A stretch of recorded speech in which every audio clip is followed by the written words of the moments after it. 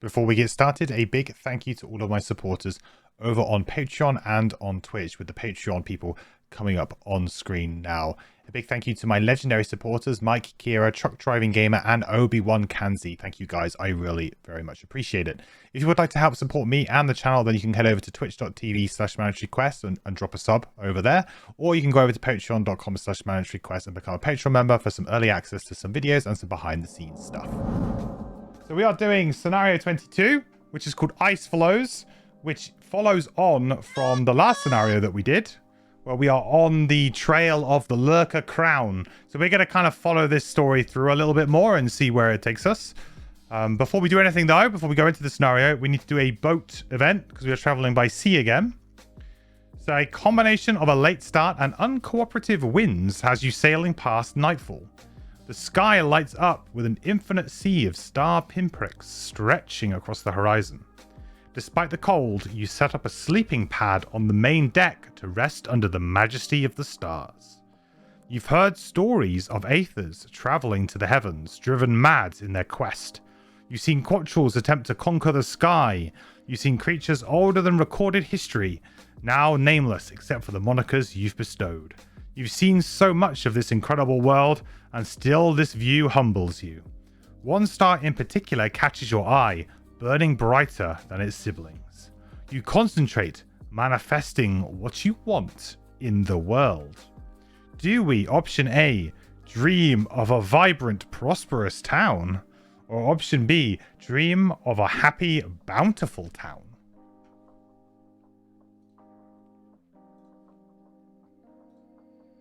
We get my poll up.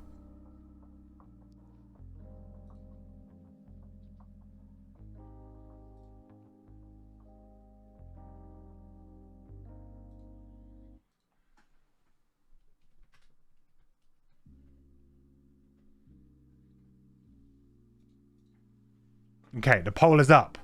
Option A is to dream of a vibrant, prosperous town. Option B is to dream of a happy, bountiful town. I mean, these things sound quite similar to me, but cash or resources? Quite possibly, yeah.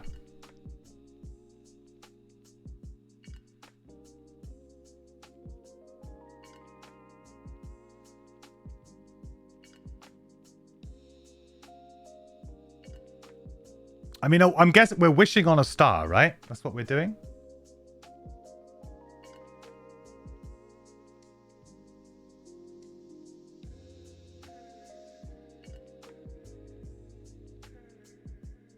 You want to see how I'm going to comprehend the special rules in this scenario? Oh, God. I haven't read the book yet.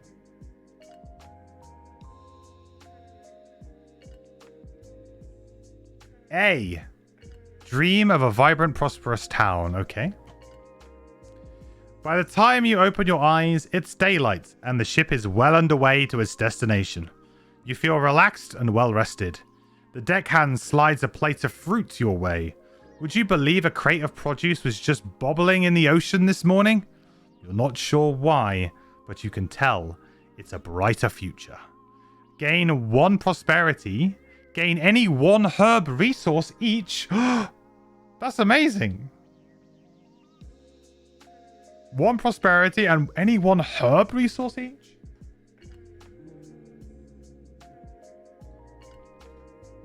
Because there's herbs we haven't seen yet, so that actually gets us a herb that we've never had before. We should definitely do that. We should get herbs that we've never had before. Okay, let me just look at my spreadsheet. So 1 prosperity is pretty good too.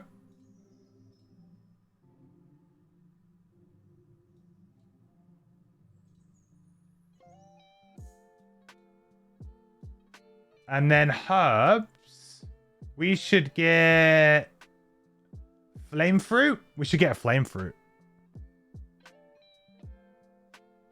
Could unlock some real potion variety there in a 4-player group. Yeah. Herb, not herb. Herb.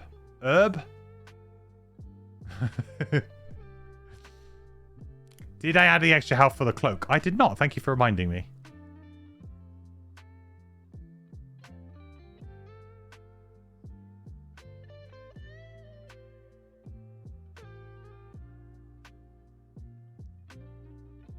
I think we get a flame fruit.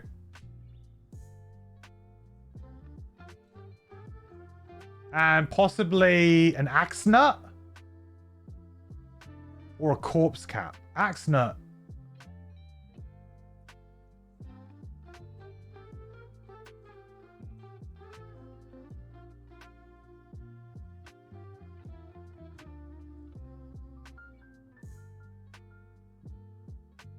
Axe nut. Give me that axe nut.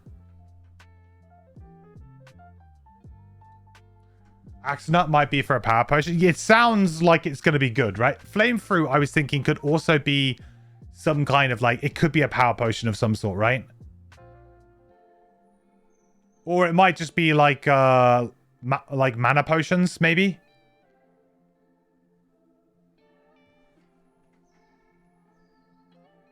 That's a really good event. I'm glad we got that. Good job, everyone. That was a good choice as well. The other choice was morale and material resources, so good choice.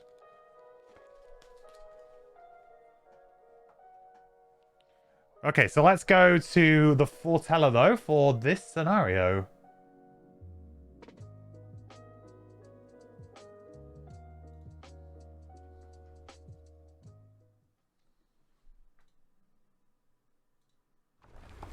You followed the shard's pull on your quest to restore the Lurker's crown. It's been several days of hard sailing, dodging icebergs and huddling against the wind. You've arrived at your destination. You float at the exact spot where the shards want you to be, but strangely, there is nothing here. Your ship sits in open water, sails secured while you look for any sign of another shard. A spit of land, a wayward berg, another shoal, perhaps. But there is nothing here except the frigid, steady chop of the sea. Frustrated, you retire below deck. But as you descend, you notice the shard's renewed excitement. Only then do you realize where you must go. Down into the water. No! Just then, the ship heaves upward. For a moment, you feel like you're floating. Your body's tossed weightless into the air. But then that feeling ends, and you slam back down onto the cabin floor with cracking force. Something has struck the hull. You heave yourselves back up to the main deck and see jets of salt water spraying all around the ship. Lurkers have boarded your vessel, and their huge bodies are rocking it back and forth like a toy. You draw your weapon, ready to charge, but someone shouts up from the hold. The crab people have made it inside, and they're beginning to smash holes in the ship. The Lurkers know you have the shards, and they will sink you to get them. No, I thought we were supposed to be friends with them now. I think some of them are still real mad at us, huh? Some of them just don't get it.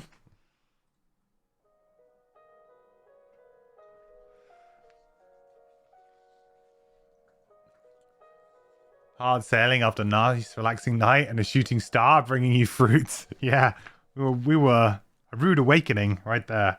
Okay, so scenario goals. The scenario is complete when all enemies in it are dead. At the end of the round, read 96.4. Scenario effects. Each character adds 2 -1 cards to their attack modifier deck. Section links. When all revealed enemies are dead, read 26.3. So we need to just kill the enemies that are in front of us right now.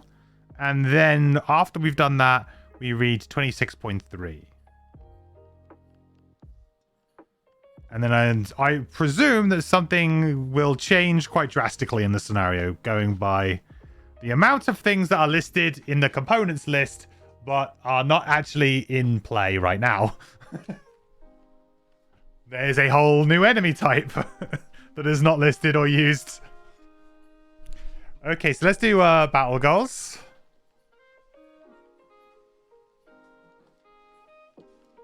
Also, as before, we are playing on +1 like difficulty, so Like solo, you play on an increased difficulty anyway, and then we're playing an additional one above that.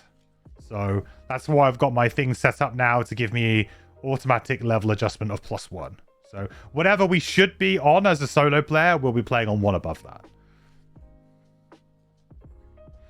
We'll see how we go. Buckle up. I mean, I haven't actually had to fight these guys properly yet. I think like the last time I fought these guys, we pretty much just... I mean, they weren't much of a challenge. We just kind of beat them. Slow movement, and we just managed to kind of operate around them. It's going to be interesting this time, though. I'm wondering whether or not I should play Eclipse on the Deathwalker in this scenario. Because, again, it's one of those kind of scenarios there. It's quite open. There's one more tile that needs to come into play. But, you know, it's not like it's a big, long scenario with lots of stuff. So whether or not it's a good idea to just play Eclipse or not, I'm not too sure. I might be better off playing Abyss and trying to make my shadows last a bit longer. We'll see. Let's go and get so let's get some battle goals for these guys. So for the Drifter, we have got Pacifist, Pedestrian, and Weakling. Pacifist is kill 3 or fewer enemies. Quite a hard one to do in a 2-player party when it kind of is what it is, especially when this character actively wants to land the killing blow sometimes to get their tokens back. Pedestrian, never enter a hex occupied by an ally, enemy, objective, or obstacle. That's probably really hard.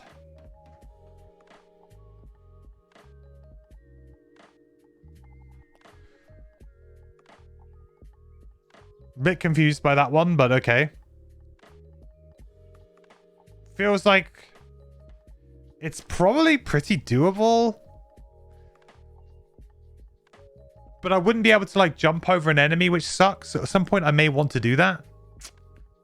And the last one is Weakling, become exhausted before any other character. This is not a good set of battle goals, really. There isn't one here that stands out to me as like one that we can kind of reliably try and get here. It's unlikely that we become exhausted before the Deathwalker, put it that way. Pedestrian, I guess we could try and go for, see how we do. Maybe we'll go Pedestrian. And it just means we have to maybe be a little bit more careful.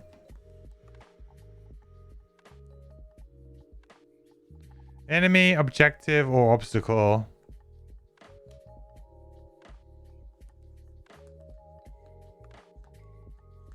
House rule, if you hate your 3 battle goals, you draw another at random and you're stuck with it. I don't mind for it. Exhausted and just don't go for it. I mean, the thing with Pedestrian is I can probably try and kind of go for it. Like, the exhausted one is really difficult on to do. Like, and still kind of win, if you like. Or still kind of, well, not win, but and still kind of be you know, try and be competitive in a hard scenario.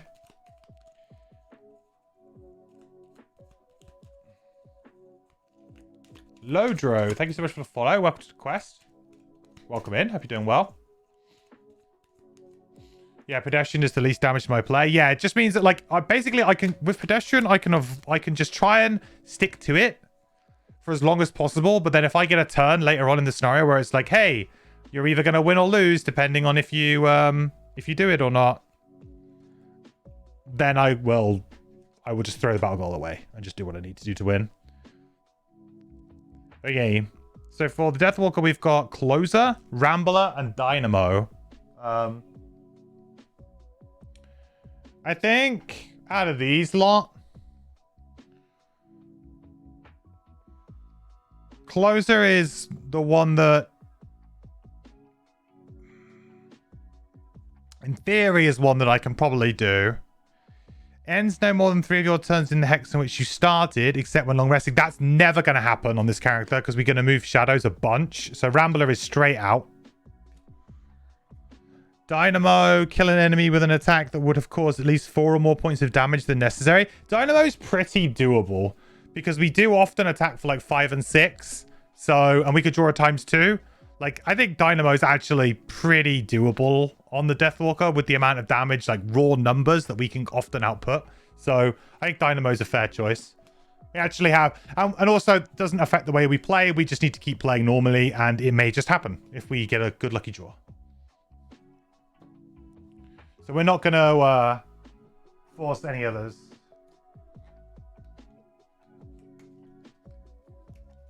Good. All right. So let's do it then. So for those wondering, the stairs here are classified as difficult terrain. So that means that it costs an extra point of movement in order to go up or down them. The A that is in the board here currently has absolutely nothing written about it. So I have no clue what this means, but presumably it's going to be something to do with this 26.3 when we read it. But at the moment, the A token doesn't do anything. It's just there to signify that something will undoubtedly happen with it. But I guess the way to think about it right now is that we are starting on the... I guess we're starting like at the ship's wheel towards the front of the ship. These guys have all jumped on, so we're going to have to go down onto the main deck from there. And then maybe, like, my guess would be that this is maybe like the entrance to the cabin, like the main cabin or something down below. I don't know. And maybe that will open up and we'll have to go down below decks or something. But at the moment, the A doesn't do anything. So we can probably quite comfortably take a turn here of doing absolutely nothing. And just playing all of our active abilities to get us going. Like I said, I would love to maybe play Eclipse this scenario, but I think I want to try and force Call to the Abyss. How much health do these guys have? 13. They also have Shield 1 and Innate Target 2. So pretty difficult to kill.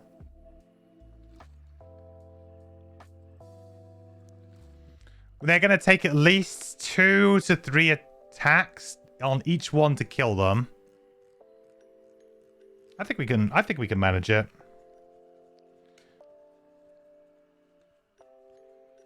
The Deathwalker has 2 head items. Oh, you're right. That was the one that I picked up last time, right? I don't want that.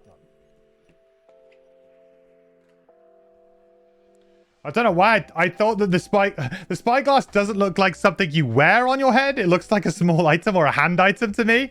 Like the spyglass looks like it should be a hand item. Like he hasn't got the spyglass mounted to his head, right? Like, I mean, that's a hand item. Like that should. I mean, I get why it's a head item because it's the same effect as eagle eye goggles, but. You give me minus 50 DKP? Oh no.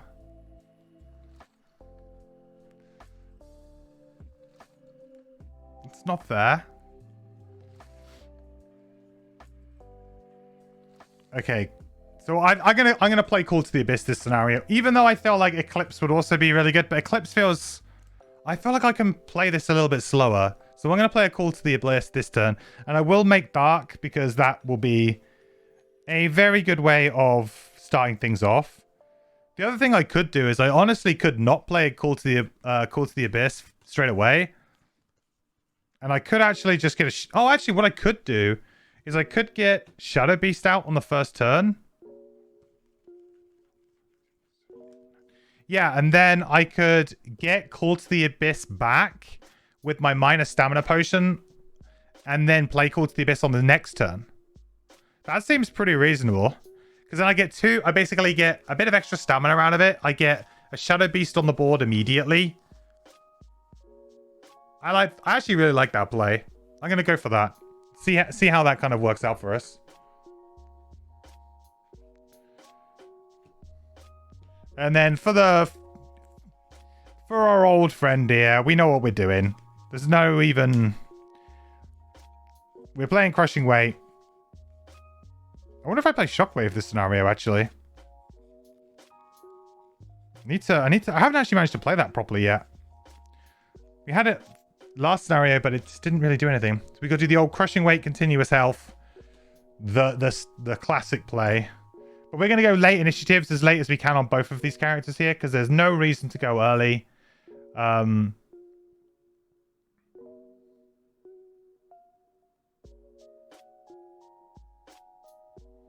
These guys aren't going to be able to reach us, I don't think. Okay, well, perfect. So the Crushers are going to go first. They are not doing anything, but they are making Earth. We're not going to be attacking them this round, so that Shield and Retaliate isn't going to affect us, which is nice. Then these guys are going to move 2.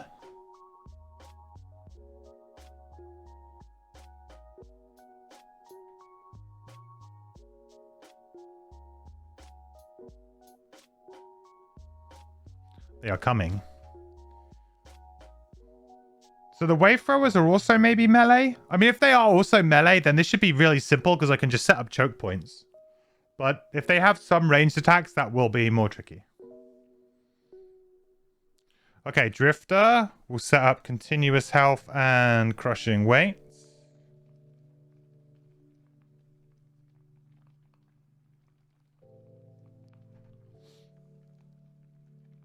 See you in a bit, gaming numbers. So we'll play these 2. Nice.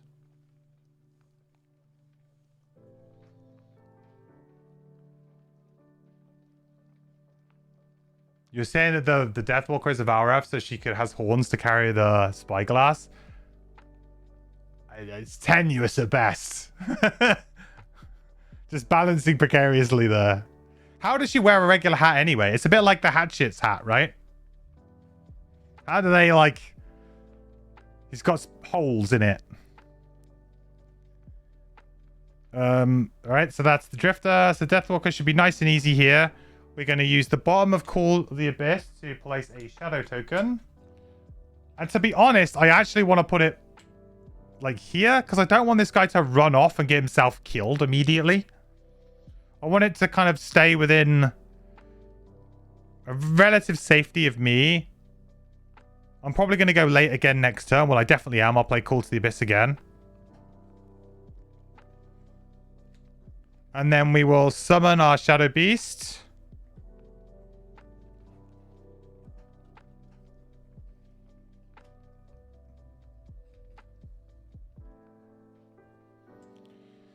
So that gives us an XP.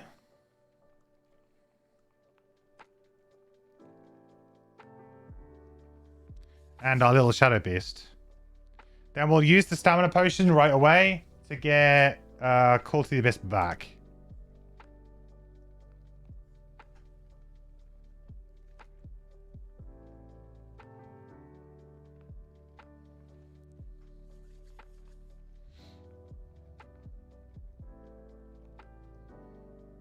This turn again, we want to go late. So we know we're playing Call to the Abyss. And I'll probably play like Call of Doom to move 3, make dark. So 82 initiative, move 3, make dark. Seems like a really smart turn to just give us a really, really nice, powerful turn on the next turn. Round 3. For the Drifter, just needs to go late and hopefully have a nice opportunistic attack here. I wouldn't mind using Deadly Shot to get poison up on something to kind of really start things moving as well.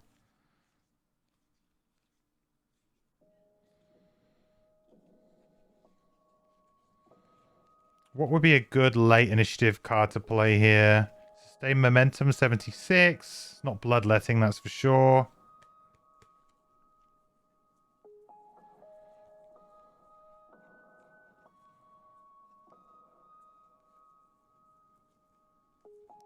The other option is just to play Shockwave top. A Deadly Shot bottom, maybe, to set myself up for a really strong next round.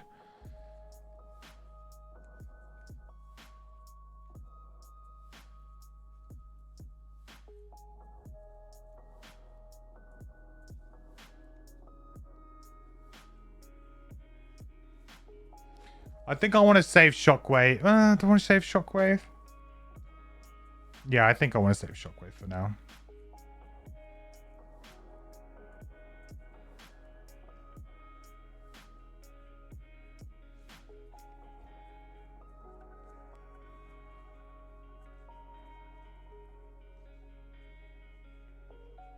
Okay, I'll play Sustained Momentum and Deadly Shot because they're two pretty interchangeable cards depending on what the enemy does. Pretty interchangeable. So we can always do the top of this if it's better. We can always do the bottom of this if it's better. Top and bottom. We can use this default move 2 if we need to. Chances are we'll still get range 4. Okay, Claw Crushers. They are moving 2. And they're moving 2 towards the Drifter, actually, I guess. Don't think it matters too much here. Or was he there? 7. Yeah. Guess he'll go this way. Really matter too much. Technically, gonna focus the Drifter here.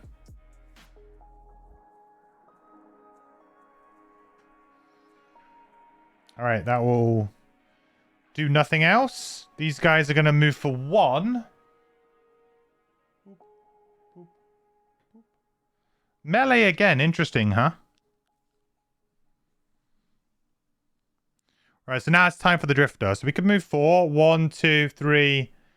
And I can't really do anything, so I could just go 1, 2, and then just try and get poison up on something. I think that's probably the best play here.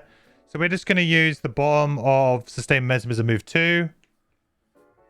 We'll get ourselves to a nice position again. And we will use Deadly Shot. We should go for the lowest standee number here. Because it will go first. So we'll go against number 1. Actually, what I'll do is I'll go here. 1, 2, yeah. And we'll attack for 1 and a poison against number 1 of the Claw Crushers. Okay, +0, so 1, but they do have a shield, but we get that poison up, which is really all we wanted to really achieve there. Anything else would have been a bonus. Okay, very good. So now the Drifter has been. It's going to be on our friend the Deathwalker. So the summon's going to go first. So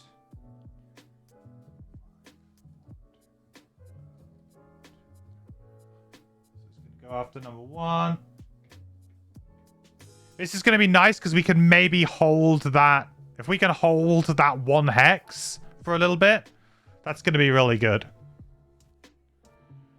So now, like, it's unlikely that they're really going to be able to get up the steps. It's very unlikely they're going to be able to get up the steps. The Deathwalker. We are... Where did I put my cards that I'm playing? Over there for some strange reason. Not sure why I did that. So we are moving 3 and playing Call to the Abyss. Trying to think where's the best spot for me here. I could close that spot up there. Really, I want to do a nice big attack next turn.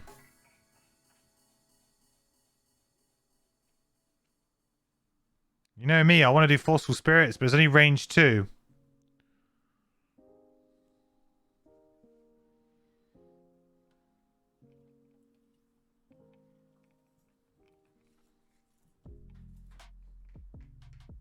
I'm going to hedge. Alright, we've got Call to the Abyss active now.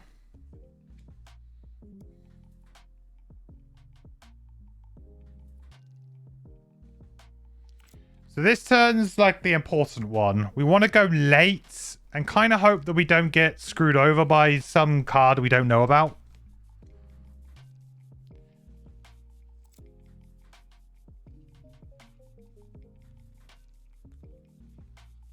I think Forceful Spirits is absolutely the play if we can get it.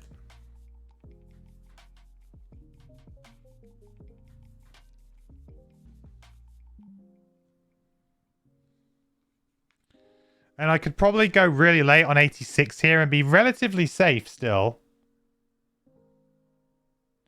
I am thinking these wave throwers might end up with like an AoE or something. Could be a problem. I just don't want my I don't want my summon dying for nothing.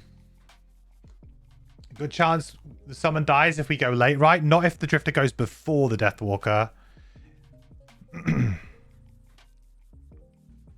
But there's a fair chance. These guys only have move 2 though, naturally, right? Oh yeah, move 3.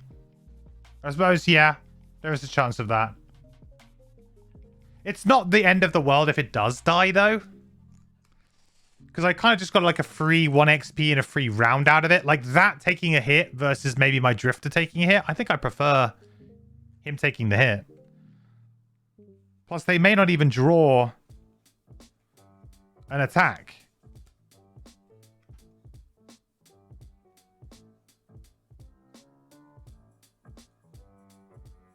I mean, I could go really early on the Drifter and I could just shield up. It's a bit of a boring turn. But I could just go, like, 14 initiative, move to this hex here, shield up, and then play the Topper of Prudent Preparation, move 1, retaliate, like, shield 1, retaliate. So shield for 2, and have retaliate 1 up. There's not really much they can do. They'll have to attack me instead. And, yeah, I mean, it's probably going to be a fairly easy one. Is the A tile an obstacle? We can't move through it, but we don't know what it is. It has not been told what it is to us yet, but we can't move through it.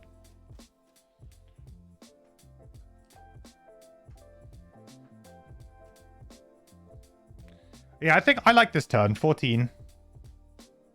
It's a bit passive, but it potentially sets us up quite nicely. Now there's that AoE that I was talking about. I had a feeling that there was something like that.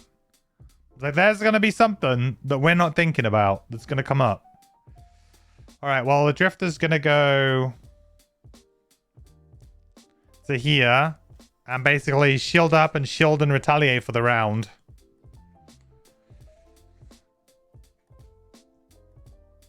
Put them there for now, just so I can see them and I can remember them.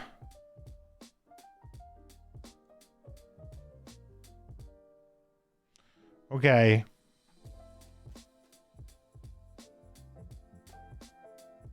So the elite's going to go first.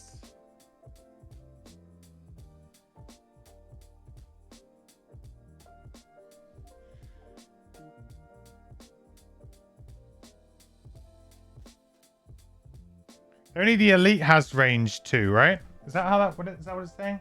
Well, the elite has immobilize. The elite has immobilize, but they all have range. Yeah, because otherwise there'd be a black hex showing their position. All right, well, everyone's getting attacked for 1 and immobilize here.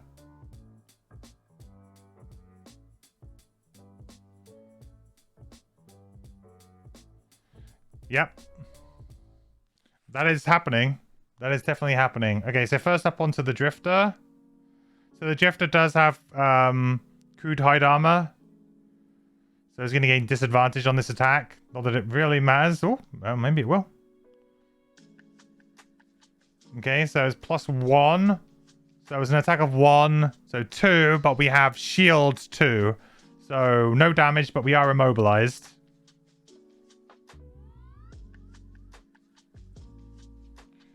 Okay, then it's going to attack my summon, unfortunately. Nothing I can do about that. +0.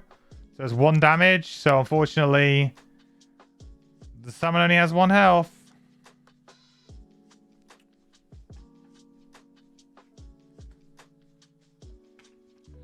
Wow, it was good while it lasted. Then it's going to attack me on my Deathwalker.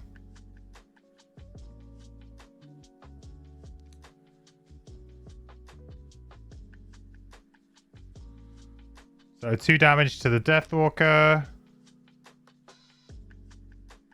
And immobilize.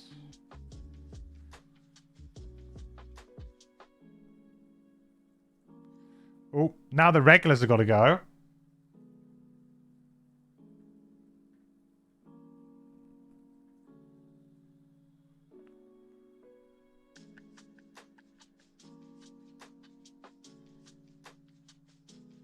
Yeah, I think they can all reach me. So they're going to attack the Drifter with disadvantage.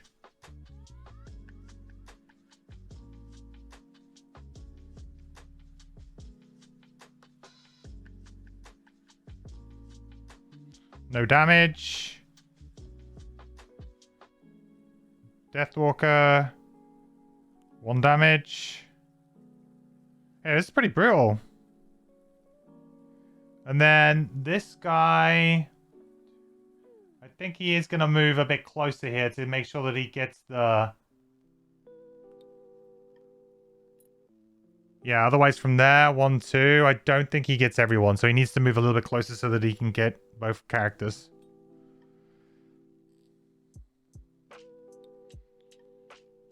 So on to the Drifter. No disadvantage this time. +0 though, but we got shields. And then on the Deathwalker, miss. Okay. We went through like half the deck there, it felt like. Not sure if number 4 can hit both. Yeah, it should be able to. 1, 2. And then that would be the edge of it, right? So it's 3 across. So it'd be... Oh no, maybe you're right actually. Down, there. Oh no, I think you're right actually. Down... There. Yeah, you're right. So Deathwalker, what was that? Do we take like 1 damage or something from it? We'll give ourselves 1 health back. Yeah, you're right. Sorry, for some reason I thought that like this, it could reach from this being the one of the middle targeting hexes, but it's not. This would be the edge of the targeting hex. So it just misses out.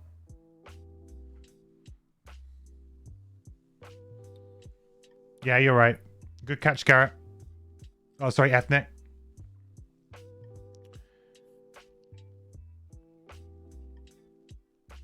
Okay, so that's them done. That was a really miserable turn for us, actually. Not good. Because now, like, we've broken the line as well. So this guy's going to go 1, 2, 3. And he's going to attack the Drifter for 2 and create an Earth.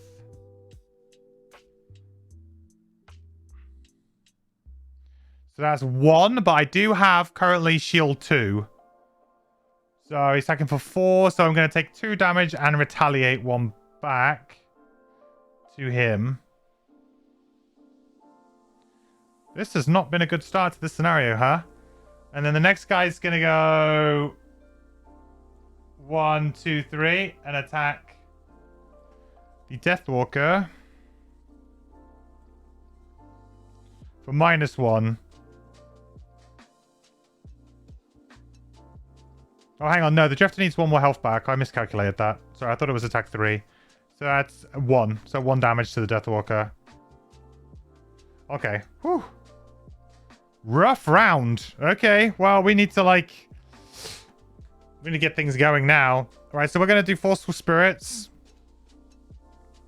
Consuming the Dark. We're going to attack this one and this one because we don't really want disadvantage. We will try and gain advantage on the Claw Crusher, I guess it is. With the Spyglass. I'll mark him too. He's poisoned. He's already lost some health. I guess maybe gaining advantage on the number 4 Crusher or number 6 Crusher might be better here. Sorry, Wayfarer? I got 10 health. No, because we can do a big attack in a minute. We need to try and get something dead. Yeah, we need to try and get something dead. So we'll attack the Claw Crusher. We'll mark it. So we're going to attack for 3. With advantage here. So +1, 4. With the poison, 5. -1 shield, 4. So it's going to get 4 damage to here. Then we will attack the wave thrower again for 3. No advantage this time. So 4 to this guy. We gain an experience point. That's good. And that is all we can do because we were just going to move away, which we can't do because we're immobilized. So that's basically the end of our turn. Not a strong start. These guys are pretty tough. Okay. So now we're going to have to go early. Like, the drift is immobilized, which blows. But there's not much I can really do about that. I just need to go hard and try and basically kill it as fast as I can. If I can, then that potentially allows me to get a shadow out nice and quick. And I can maybe kill 2 things very fast in quick succession. I'm thinking if I kill this first with the drifter, that will then trigger Call to the Abyss. I can place a shadow adjacent. I place it here.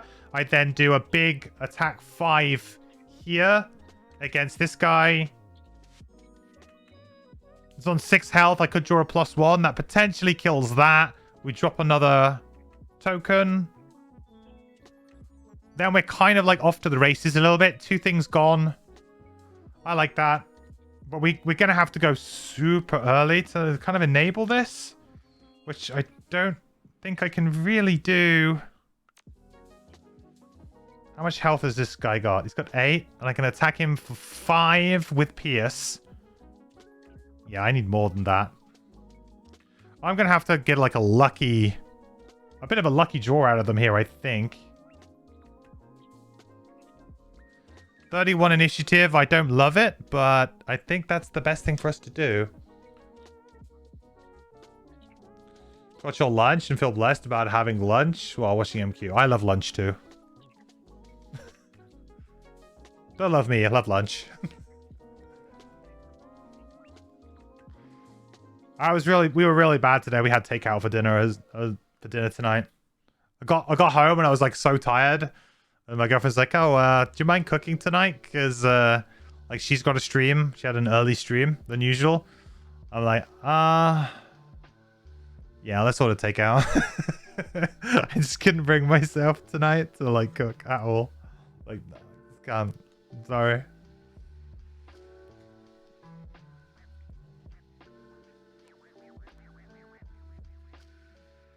Okay, so we need to go just after 31 to make this kind of work.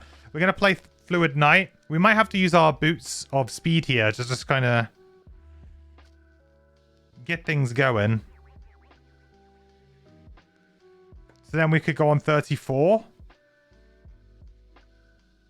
I think that works. And then we can play Lingering Rot to just move.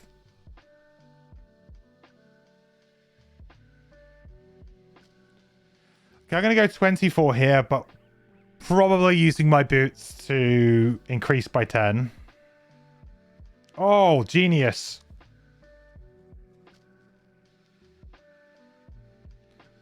I look like a genius.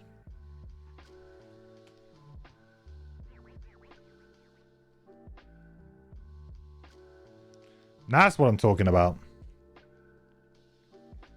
After work, I don't want to do anything. Yeah, I was like, I got to set up a Frosthaven scenario. I had to, like, I took my camera into work to do some photographs for work yesterday as well. So when I got home, I was, like, really tired from work and I'd been, like, taking photographs all day. And it's one of the reasons why I didn't stream yesterday. Is I was just like, I'm going to have to reset up all my cameras again. It's like, I'm so tired right now. I haven't quite recovered.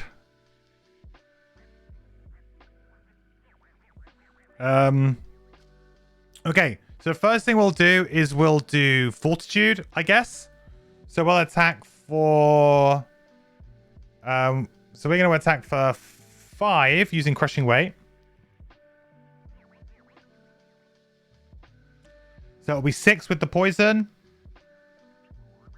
6.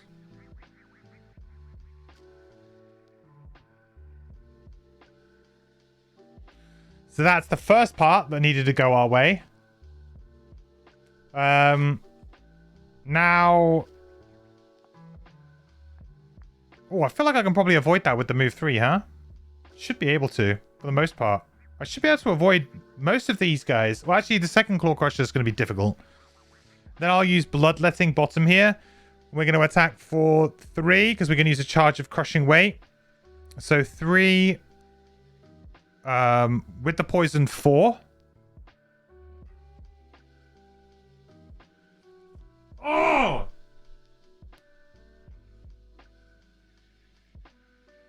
That's not fair. Come on, I needed like one flip there. I just had this horrible feeling it was going to happen too. Oh, man.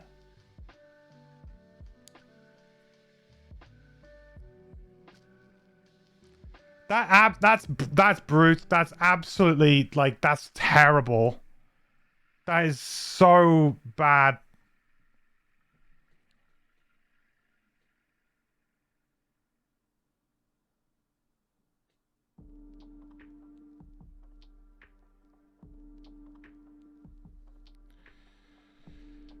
Oh, that's really, really bad for us. That's really bad. Like, we had such a good turn to get ourselves back into this scenario. Like, after, like, a rough round. We would have been like, yeah, we kill 2 things, or we get close to killing 2 things.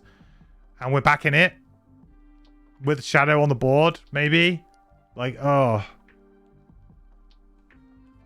Now, no Shadow. And this is why Call to the Abyss... I love the concepts of Call to the Abyss, like, as a card, but one of the reasons why I'm just, like, is it feels like, man, this is going to be so inconsistent sometimes, and I'm going to lose scenarios where if I just played Eclipse, I would have been able to play attack 5, attack 5, attack 5 for the last 3 rounds, and stuff would be dead. Playing Call to the Abyss, I love the style of play, but it really opens you up to this, now where I basically have a turn that does nothing. And that's a big, like... In terms of, like, consistent play, that's a big problem.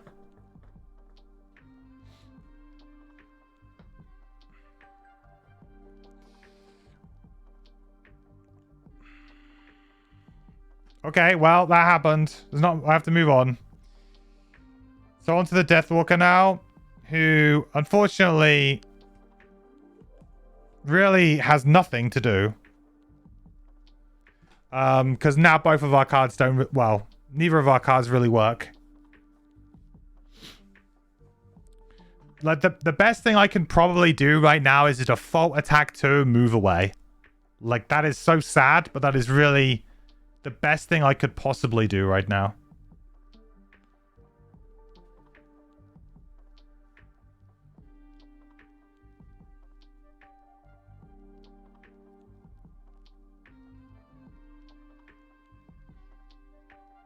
Like, there's no point... If I go here, then I'm just going to get...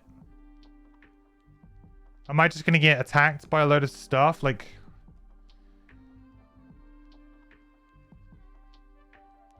Yeah, I need to run away because I can't take too many more hits on the Deathwalker. Like, if I get... And they're only attacking for 0, I guess. Like, what am I worried about there? It's not that bad. Yeah, maybe I can force the Shadow drop, but if I do that, I open that hex up. What's the Claw Crusher doing? Attack 1, poison target 2. Oh, man.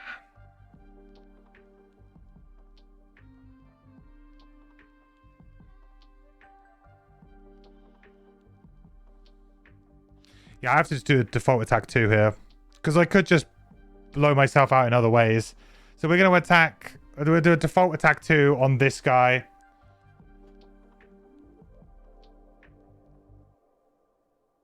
Man, I feel so bad. No damage. Okay. Then we just run away.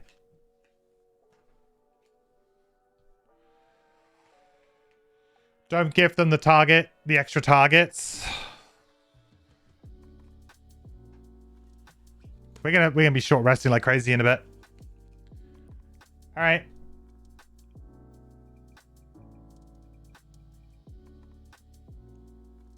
Wave thrower.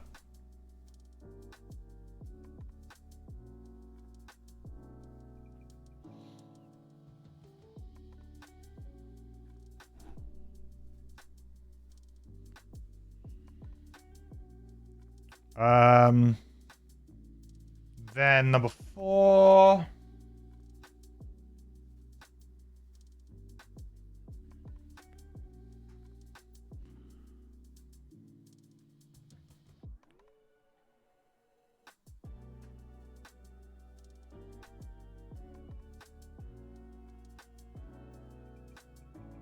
Six.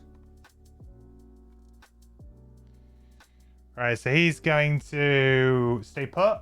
And he's going to attack the Drifter for 1 with poison.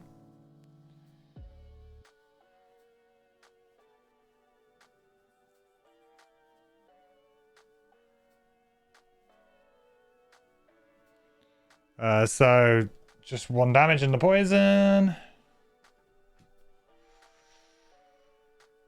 The poison sucks because it means we can't really even heal up quickly.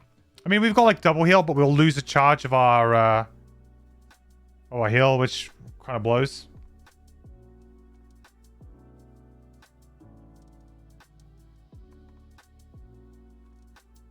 There's too many crabs.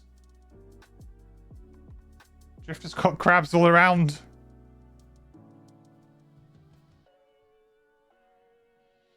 Okay, so that'll be 2 because of the poison.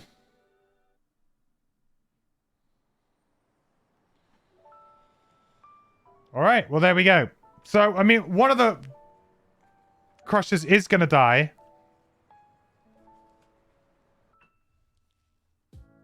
So that's nice. But now we're in a really, like, with such a super weird position. Like, with our Deathwalker. Like, we're... This is exactly the same problem I had in that scenario. What was it? The Algox offensive scenario? Where I had that one turn where I played Call to the Abyss and I was like, this is going to be super good because I'll kill this. I don't need to draw like anything. I just need to like not miss. Kill it. We get the shadow and then we're just going to combo from that point onwards. And we didn't get that kill. And that really screwed me. What I probably should have done is I probably should have held the Spyglass for maybe like a turn which I was better later on, maybe. But then it wasn't the Spyglass that did it. It was the Drifter missing that did it. It's really tough whether or not I can play Call to the Abyss because it just feels like if I miss that first cycle, it basically does nothing. Whereas Eclipse would be so helpful in just giving you such a good jump start in a scenario. Poison on Drifter sucks. It absolutely does. But so this turn is really not very good at all for... It's really bad for our Deathwalker. Like, we got no decent interaction here. None. You know, Drifter can kind of go a little bit crazy here, but I don't think that's going to be enough.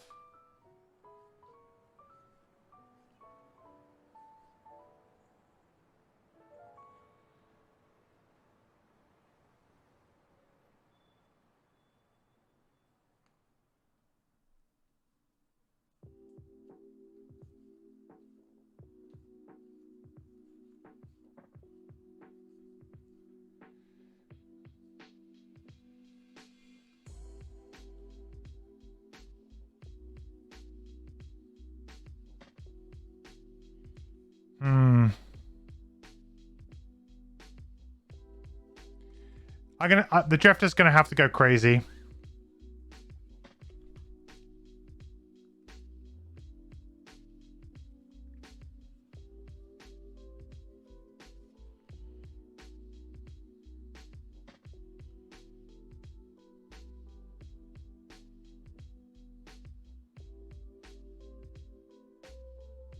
Yeah, Drifter's gonna have to kind of go crazy.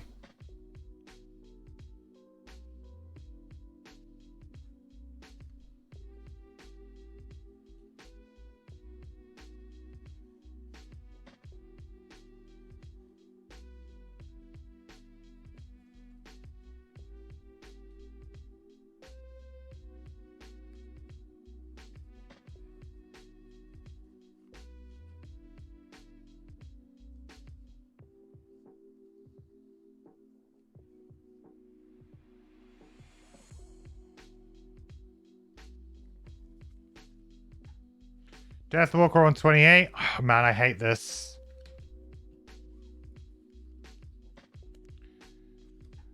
I think what we're going to try and do is we're going to try with the Drifter. We're going to try and go around here. And we're going to do Vile Assault and try and just get some nice attacks off on these two. Get some damage into them. Then we'll use Precision Aim to, like, get back some of our charges of Crushing Weight. What I'll also probably do is I'll use Amulet of Life to remove the poison, but then I'll refresh Amulet of Life with the Renewing Potion to get another heal out of it this turn. So we kind of get rid of the poison, but also get to at least heal. And we'll probably refresh our armor, which should hopefully give us some sustainability for the rest of this round. And then next round, we deal with the other problems. The Deathwalker, their problem is really they're going to need to just get a Shadow Drop. But it's... I don't even know if they can get a Shadow Drop. I need the Claw Crushers to go, like, early, really. Oh!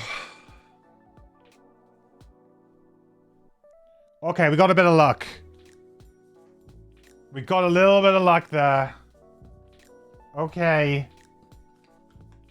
Stuff is happening.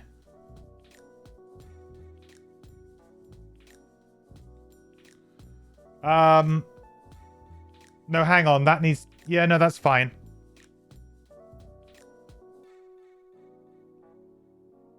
That's fine for now.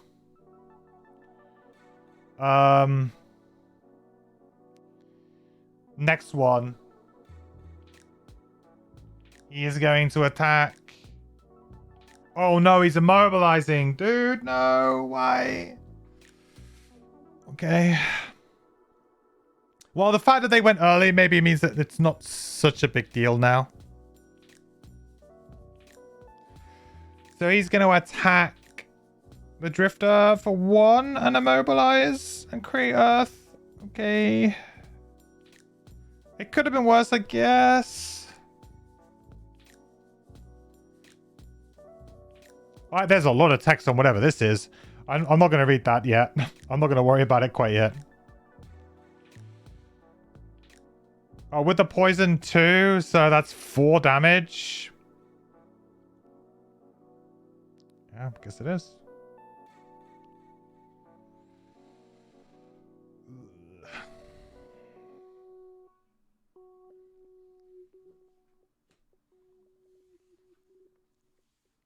They're summoning?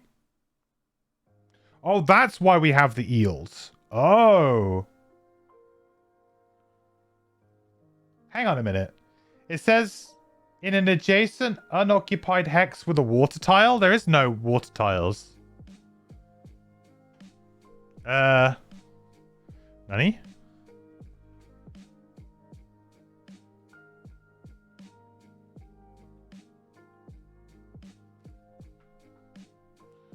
Oh, create one hex water tile. Okay.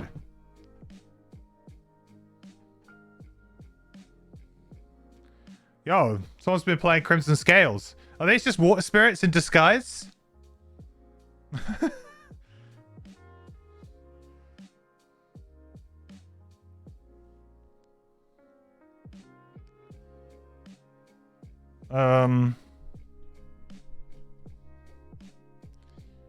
Right, Drifter's turn anyway. So we're going to attack... Well, we have to attack the Claw Crusher because we're... I should put that we're currently that. So we'll attack the Claw Crusher for 4 with an XP.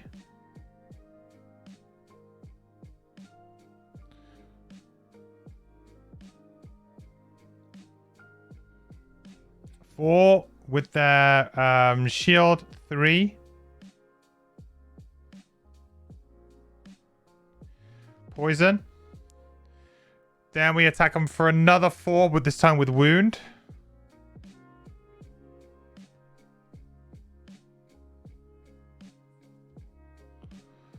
Three with the poison 4. Shield to 3.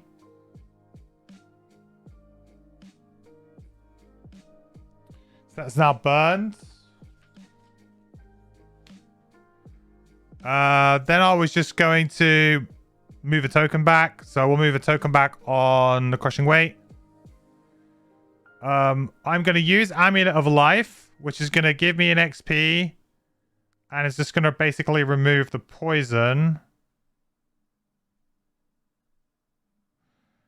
And then I'm going to use Renewing Potion.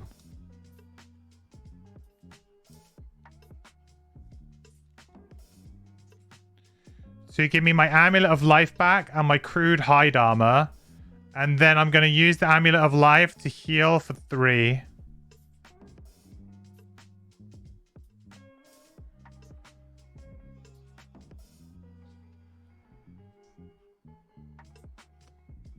That's my Drifter's go.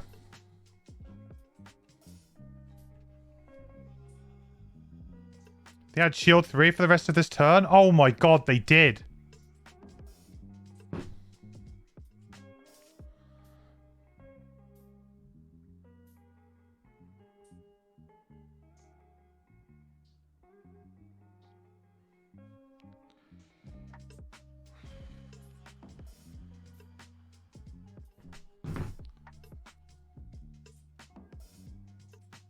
Well, I don't think I play my turn then. I didn't notice that at all. I don't think I attack then. Honestly, I don't think I attack them. There's literally no point. There is no point. I didn't notice the shield 3, but there's no point in me attacking them if they had shield 3. Like, none. No point. I'm basically burning a card to do, like, 1 damage and get poison and wound on something. It's not worth it at all. Alright, well, I'm going to take that back.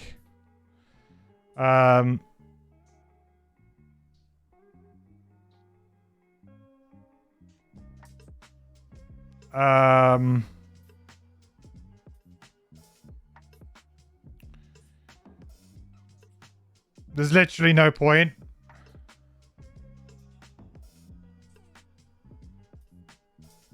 The guy's at full health.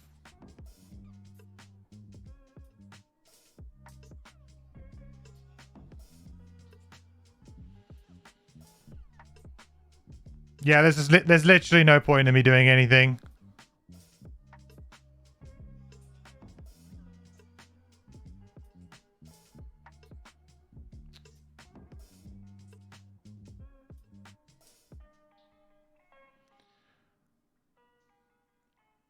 Yep. Other apps don't show total numbers, so there should be 1 + 3 = 4 shield. Well, it shows 3 here, though.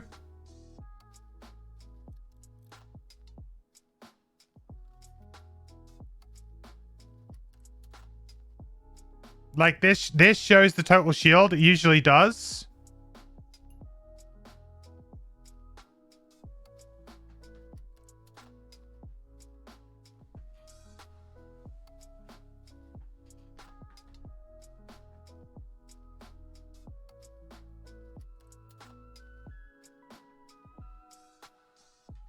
I mean, it doesn't matter. I'm not attacking him anyway, regardless of what shield it is. 3 or 4, it's irrelevant. It's not. I'm not attacking.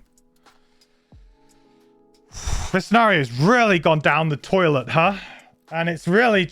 I mean, there's not much I can do about it. What can I do about it?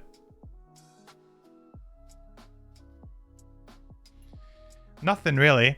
And now I'm going to have lightning eels to deal with. I mean, to be fair, eels are actually really easy to deal with, so that's not a problem. Like, in terms of summoning enemies, they are probably the weakest summoning enemies I could, you know, hope for, really. So Deathwalker time. So I'm going to move a shadow up to 2 hexes.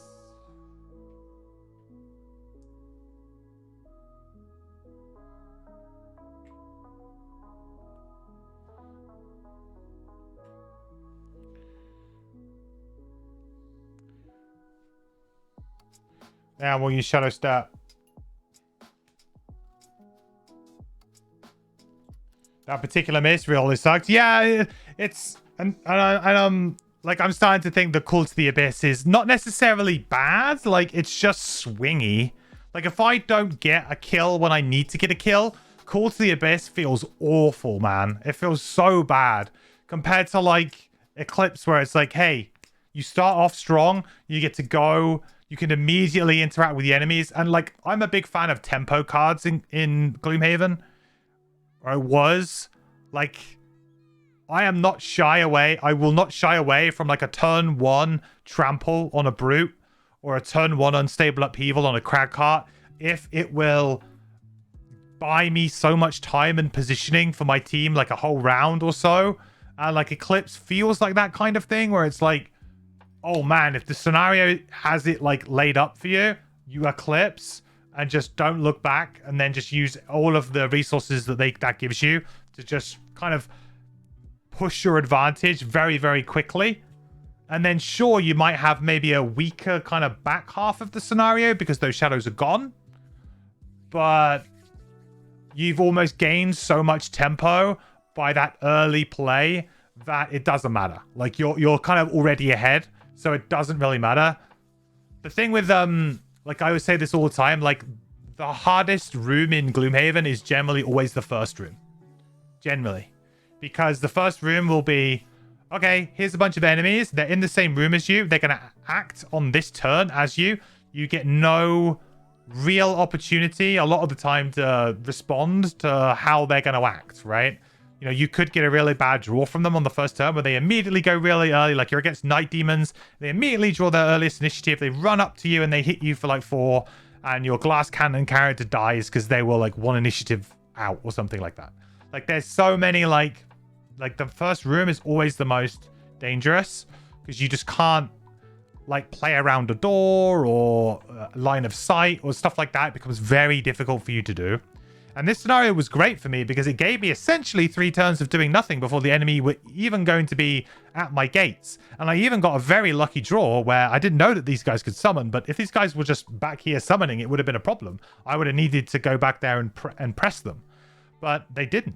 They came to me, and now they're summoning, which, yeah, sucks, but it could have been a lot worse to me for sure. So it does feel like that one miss because it just stopped my Deathwalker from being able to do anything. Now my Deathwalker is going to have another substandard turn, and then after that, we're probably going to have another substandard turn, and then it's, yeah, you're just constantly trying to kind of just get back to something.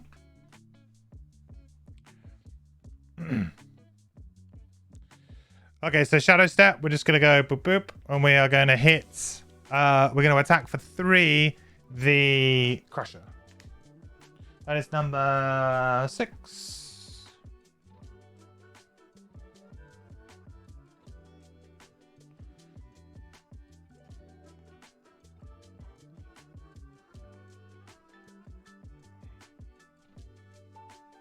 And I'll may as well mark this guy now. I mean, it's kind of whatever, but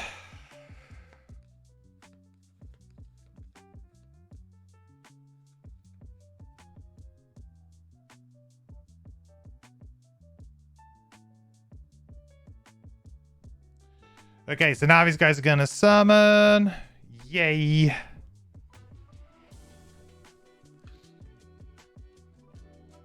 You love the concept of the Deathwalker, but man seems so feast famine. I think it's just that, like, I've tried to force Call to the Abyss this scenario because I was like, on the first turn, I was thinking, yeah, this looks like a good Eclipse scenario. Like, you know, it's got that whole, hey, it's only like a 1-tile scenario almost, which feels like Eclipse is really set up for those types of situations. Like, it's like a 1-tile scenario. You're not going to be like, I know that I'm not going to have to run like through 3 more tiles and my shadows are going to be stuck in room 1 while I'm like in room 3. Like, that's not going to happen here. They're never going to be too far away from where I need them to be, which gives me a lot of maneuverability with them. So it had all of the hallmarks of, yeah, this would probably be a good one for it, but I want to play with Call to the Abyss because to me it feels like the more fun way to play. Where I can be like, oh cool, I kill something, I get another shadow. I kill something, I get another shadow. Like, and I want to kind of snowball But yeah, the problem is that if you don't start that snowball, you get really screwed.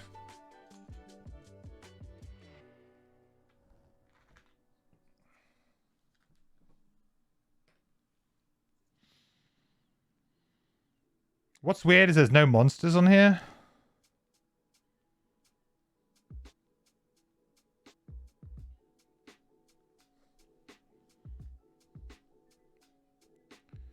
Doo-doo-doo.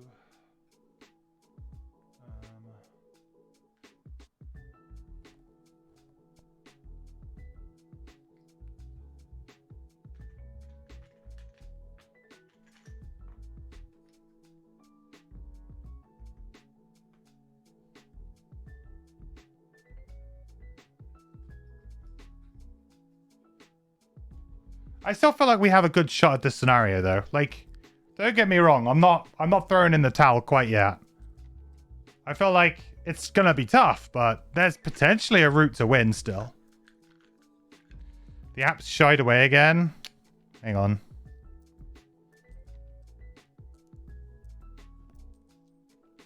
Let me just add these guys. 8 and 3. There we go.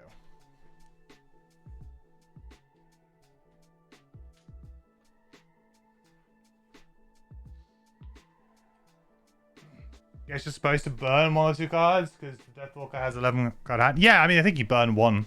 You burn either Eclipse or Call to the Abyss in the first cycle, pretty much for sure. You've got like a couple of like big burn attacks or moves and make stuff. I mean, my Deathwalker's gonna have like a pretty good turn, like in the next round, I think.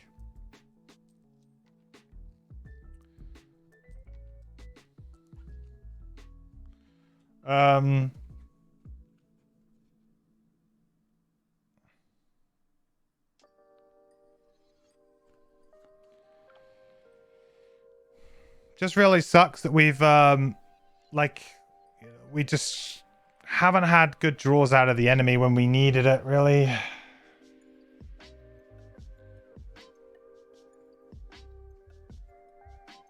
That's exactly how I played it, Burner. I do actually have Stamina Pot. That is exactly what I did this scenario. I played the bottom of it to gain a shadow. Then I played the summon on the same turn. Then I Stamina Potion, and on the second turn I played Call to the Abyss. So I had both the summon and Call to the Abyss in play by the end of turn 2. So I felt like, yeah, this is a really strong setup. Like, I've done the things that I needed to do, but then unfortunately, you know, the wave shapers came in, they did an AoE, they killed the summon. Then obviously I missed that key attack on the Drifter, so then I didn't get the shadow drop. So it's just like, I just fell behind. So yeah, it's... Where is it? It's now in my burn. I'll remove any of the items that I've already used. So it's like, yeah, it's frustrating. Because like that was like a really good opener. Like that was like what I would call like the perfect Call to the Abyss opener. And the enemy just sort of really screwed with me. So that's like what the Deathwalker feels to me like. It's fragile. And things can go a bit wonky here or there.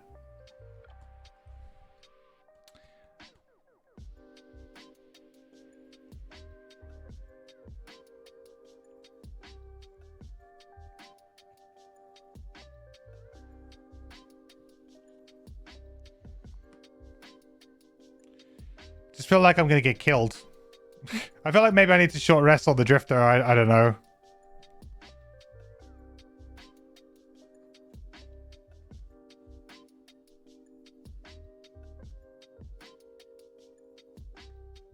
Yeah, probably.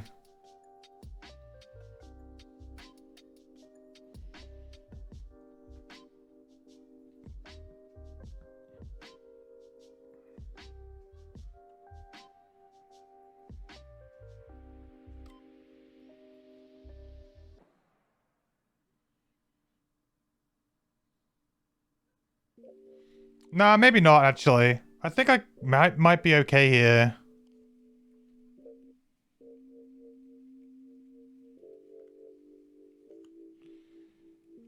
I'm gonna have to risk it for a biscuit a little bit here. that's okay. They haven't got range, right? No. Okay. Right, Deathwalker first. Okay, so...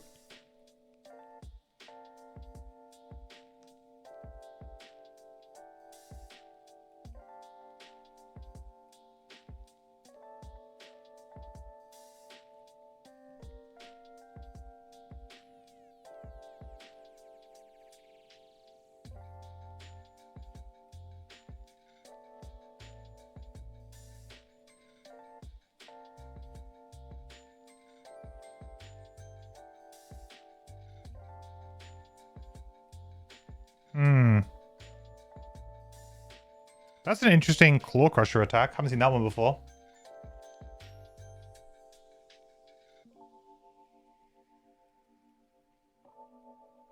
For you with a 3-man party, just tagging stuff is enough to get the shadows rolling, even with Deathwalker first skill stuff. Yeah, I mean, that might be fair. It might just be that because I'm playing 2-player, like if one character fails, like draws a miss, it feels like it's like I'm just ruined. Whereas I guess if you were playing with more mercenaries, if one person fails, maybe the other person could like adjust what they're doing to help you out. Maybe there's a little bit more teamwork involved there, and that could help. Yeah, maybe. Could just be a 2-player sort of problem. But the thing is, I should be able to get better at it as long as I just need a bit more advantage and a little bit better items and things in my characters. Like, you can usually get out of those situations. Like, it's just bad RNG. Like, eventually the odds will come round in my favor and I'll have like a really good round with it. Okay, so the first thing I'll do is we're going to do Restless Spirits. So we're going to consume this shadow here.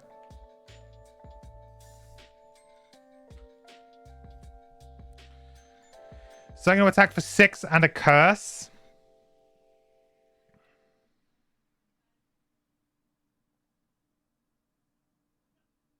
And this might surprise you, but I think I do it against the eel here because I need to kill the eels anyway. And he's got 4 health. And I'd rather try and get another shadow out of this. So I'm going to tag the eel. 8. Oh no, hang on. I can't tag the eel because I want to get the shadow out of the other one.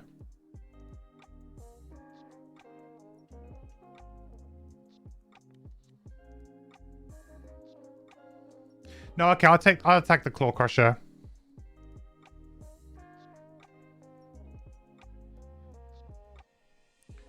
Okay, so that's 7. With the shield, 6.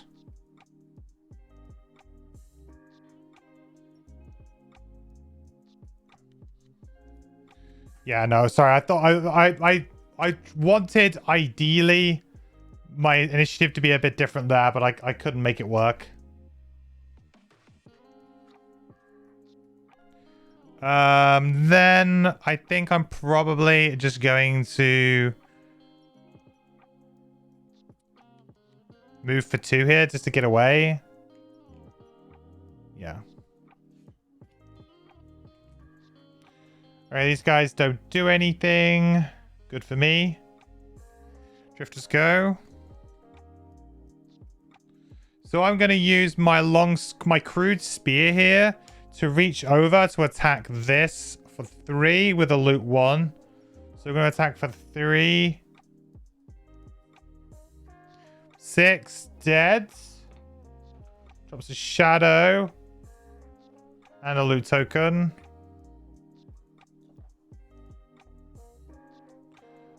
We loot. We scoot. We loot.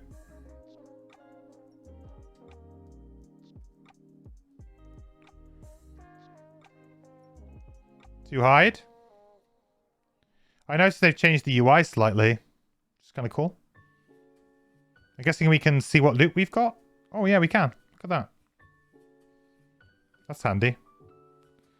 Am I immobilized still, guys? Or was I not immobilized from the last round? Why am I still immobilized? Wasn't I... should I not be immobilized right now? Was I immobilized after my round or not? I can't remember. I don't think it really matters here too much.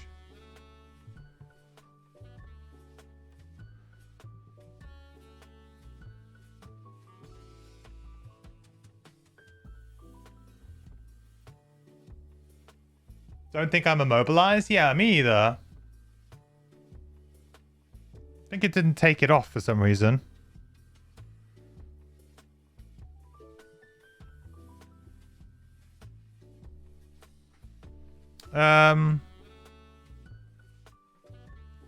So I'm just gonna move 3 and see if I can just like dodge this a little bit.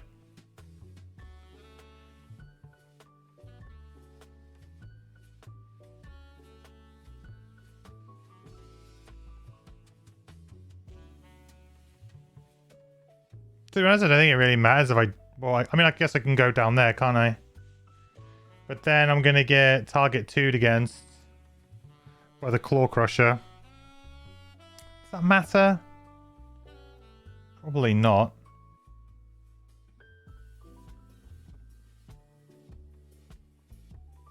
Could just stay where I am here, really, and just move the token back. Out of return. Have I won yet? No, this has been really tough so far. I had a very unlucky miss early on in the scenario, which stopped me from generating a shadow again. I'm getting flashbacks from the Algox offensive scenario, where I just wish I'd played Eclipse on the first turn, and I didn't. And then I basically spent the rest of the scenario just trying to scrabble back any kind of game plan with the Deathwalker. That's what it's been like for me. Because I missed that one key attack again. That if I got it, I would have killed something and then moved on to the next target immediately. Probably killed that, moved on to the next target immediately. And then I would have had that snowball going. And yeah, it just hasn't happened for me.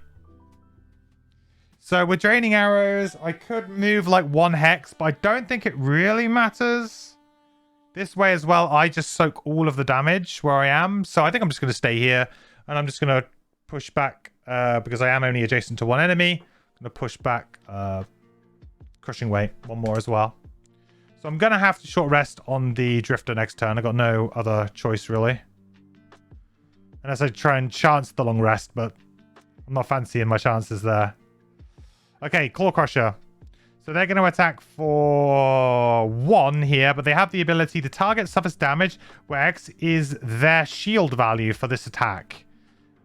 Consume Earth for double their shield value instead. We have no shield value here, so this is going to make no difference. We do give him disadvantage, though, so it feels like Crude Hide Armor might be the best armor against these guys. Because that is a pretty rough draw if I had something that forcibly had to give me shields or something. Guess that'll be a +1 then. So that's 2. I guess it was 2 either way.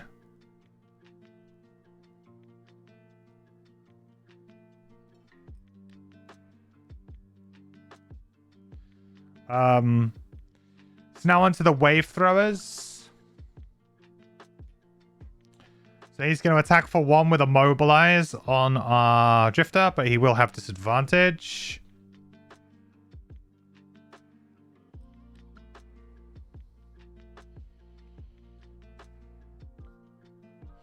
Nothing. Then these guys are... Yeah, they're not going to actually... He's not going to do anything, right? 5. Yeah, he's not getting any closer, so he's just going to stay put. He's kind of stuck at the bottom. Stuck at the back.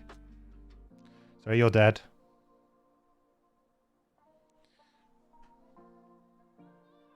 Alright, short rests all round.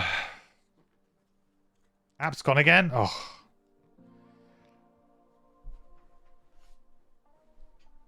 Being mischievous.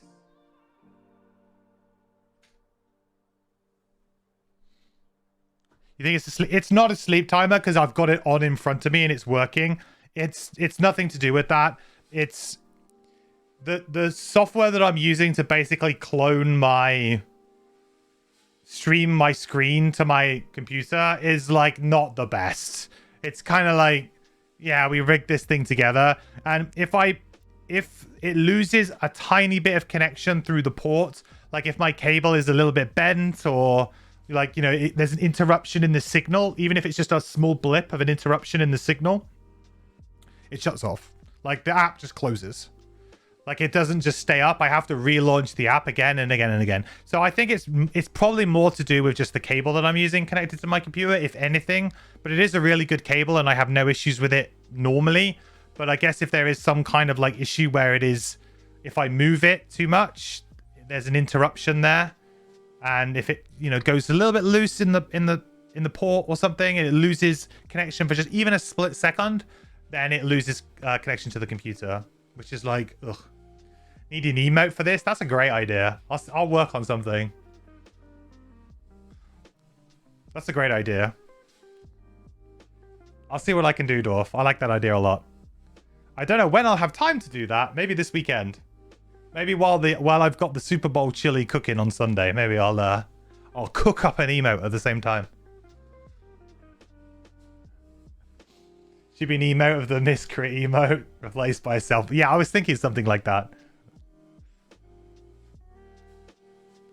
Okay, short rests.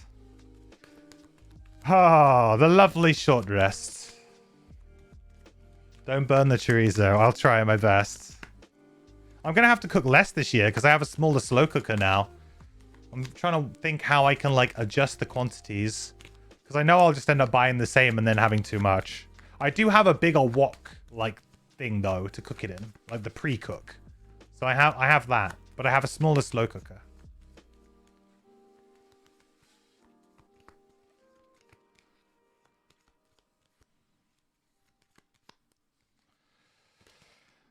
So we lose Deadly Shot. I mean, it's our best move. Our other moves... I mean, actually, to be fair, we've now got a couple of move 3s. I think we can get rid of Deadly Shot. It's not the best, but out of our other cards, it's probably not the worst either.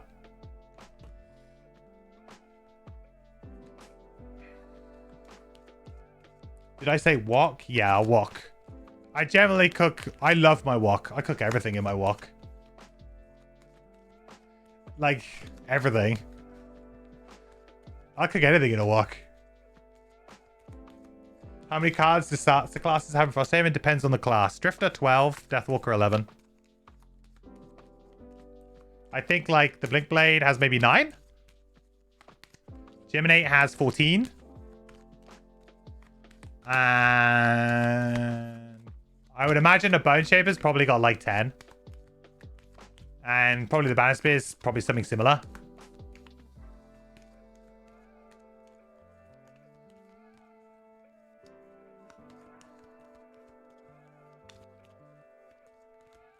Blink Blade is 10? Okay. Bone Shaper's 12? Interesting. That's more than I thought.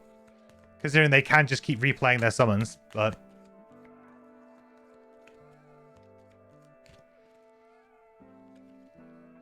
We lost Eclipse! Oh, woe's me! Sure. I mean, it's our best move, though. Let's hope we don't have to move from now on, huh?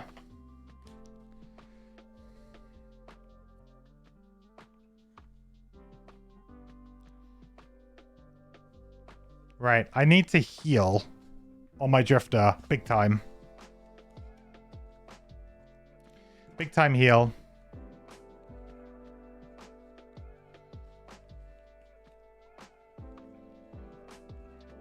We've got Prudent Preparation. We can do a nice big heal 4. That'll get us up to a nice number again.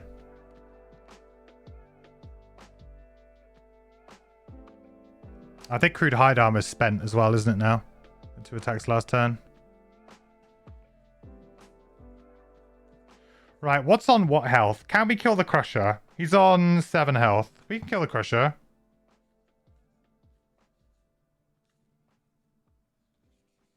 Attack him for 5.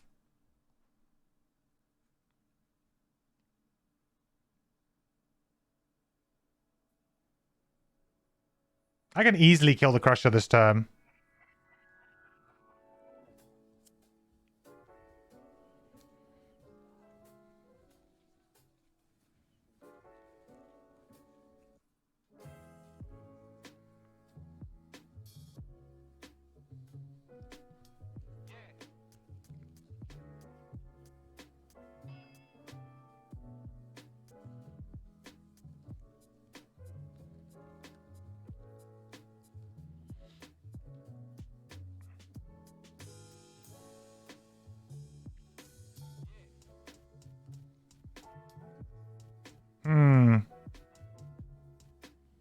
Do I use Fluid Knight to kill him, though? That's the question.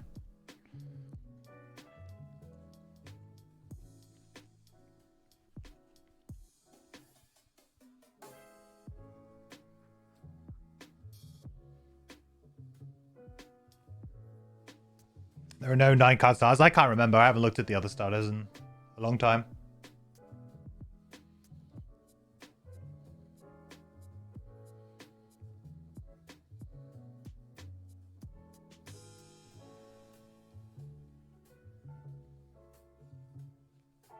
I just assumed if one class was to probably have less, it would be the Bling Blade.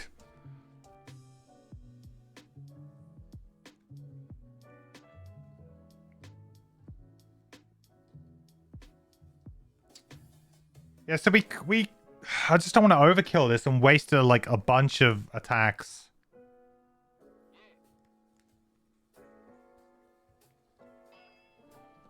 Oh, let's not worry about it. Let's just do what we can do. Right, so we're going to heal up. We'll go 14. We're going to heal, and we're going to do Fortitude. And that is a pretty good turn. I really hope that the enemy can't go before us there. Now, if we go on the Deathwalker, we want to go Fluid Knight.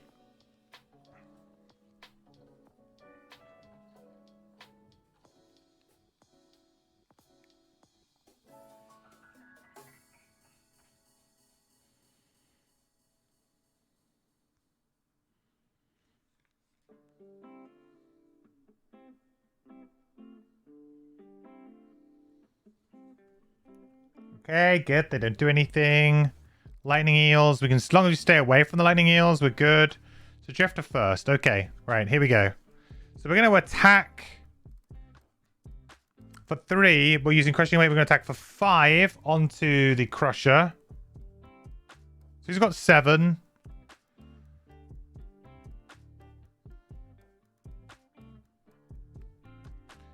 So that's 4. We have PS, so it goes through his shield, so that's fine.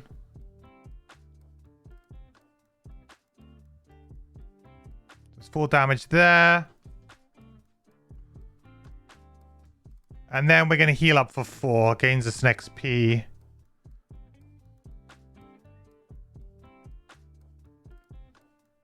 Okay. Not bad.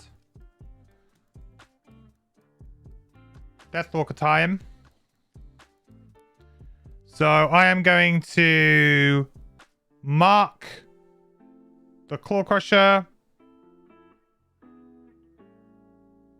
because we're going to use Fluid Knight to attack from here. So we're going to attack for 5, make dark.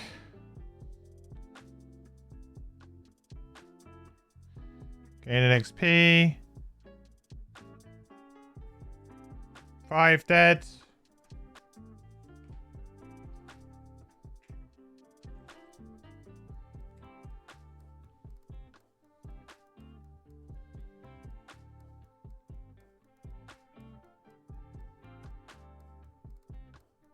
Okay, good stuff. Then I was thinking about moving them.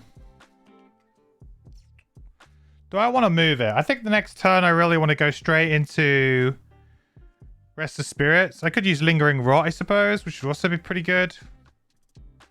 But I think these guys are going to move, right? Oh, are they summoning again? Bummer.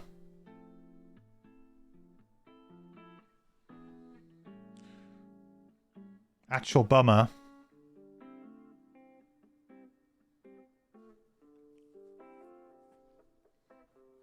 Well, in that case, I think I do move it. To there. Set up a big Lingering Rot attack maybe next turn.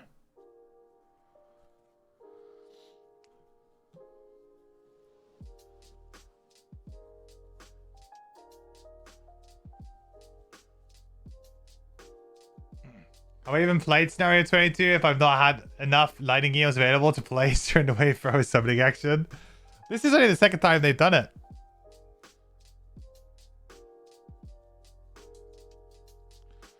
Okay, so it's kind of weird, this one, right? Because I guess he goes like there. Like the new summoning rules are kind of weird, right?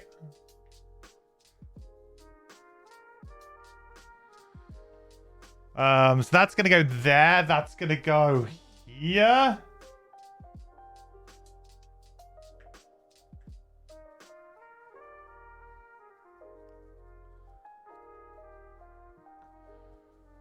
And we're going to get an elite.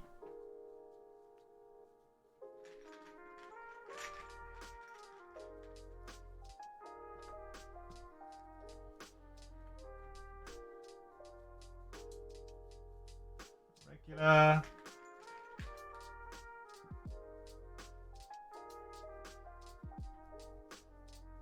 There, like that. I'm quite fortunate in that regard, honestly.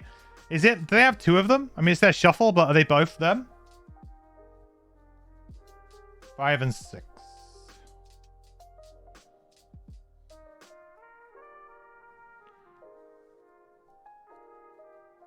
Hang on, wait. What did I do there? Whoops. Not you guys.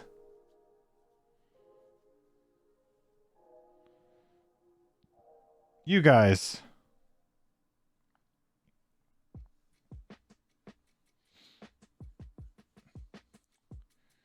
No, it just kept shuffled into that card back to back. Okay, yeah, you just got the classic cultist draw.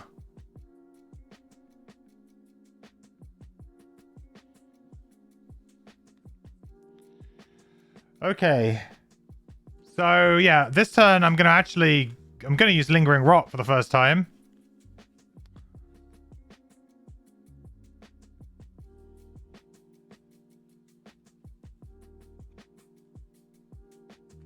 Kind of crazy. We've got 14 initiative here. We're going to use the top of Lingering Rot, and we'll use the bottom of Anger of the Dead. Should be a really good turn, actually.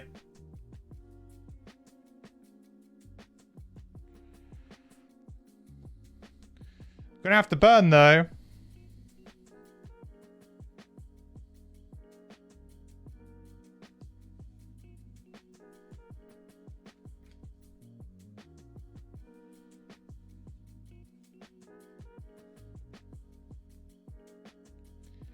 Shockwave is looking more appealing, but I don't have the time to actually play it.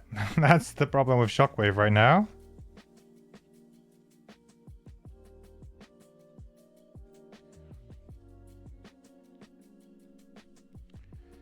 Bloodletting seems okay. Draining Arrows seems okay as well.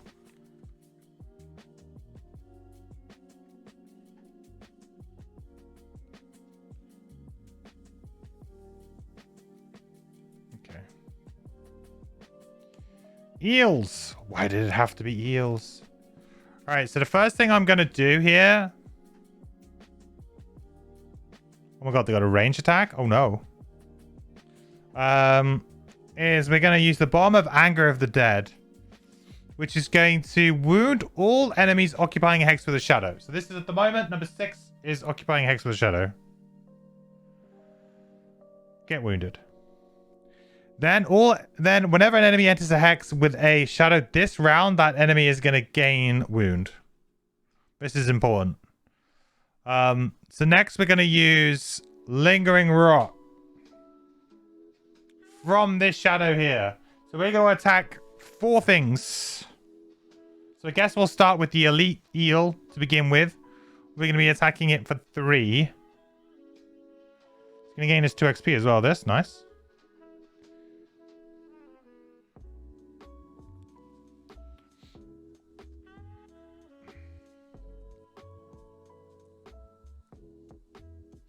You're pretty sure you were like, no, and made them draw another ability before everyone at your table walked away. That's like, yeah, probably the greater good option there, gaming, I think. So, right, 3 on number 10. Number 10? Yeah. Let's go Deathwalker. We can do it. All right, 3.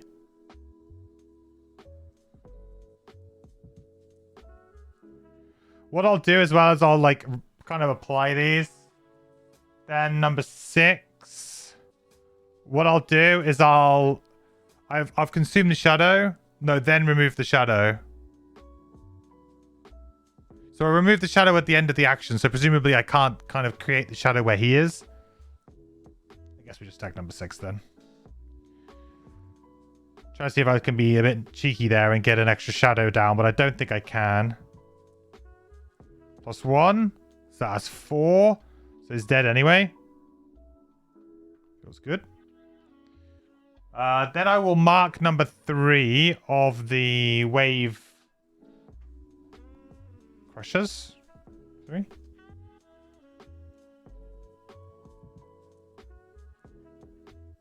You have been marked. So he's dead.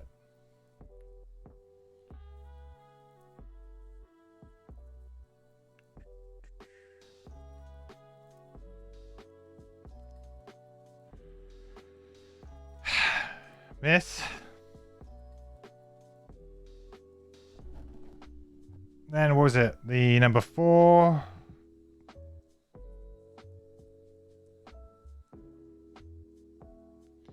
Feels rough because I felt like, oh yeah, I could really get something good going on here.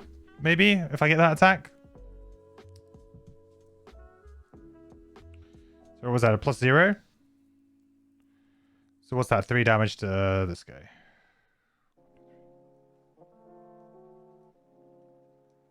Oh, so they're all poisoned as well.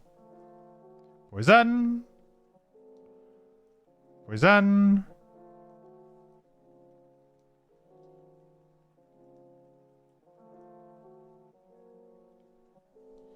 Poison. Then we remove the shadow.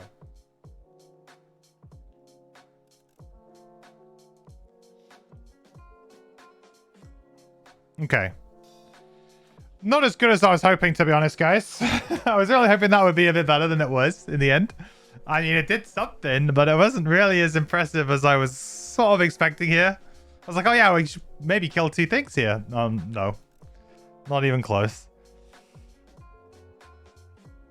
So lightning eels are going to go now, and they are going to be able to attack. So number 5 is first, and it's going to do a disadvantaged range attack against my drifter, creating light. So it's going to attack for 3 with disadvantage on the drifter. 3. Hang on, did I just draw that from my drifter deck? I did, didn't I? Oh my god. I am very tired today, guys. I do apologize. I'll just shuffle it. Why not? We've only drawn 3. There.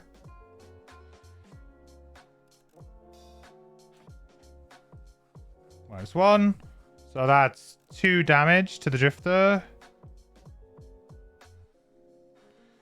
Then this guy's going to go and he's going to hop to there. And he's going to attack for 3.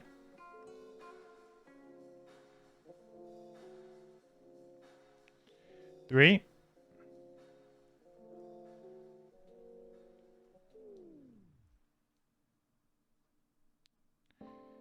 And that'll be all she wrote.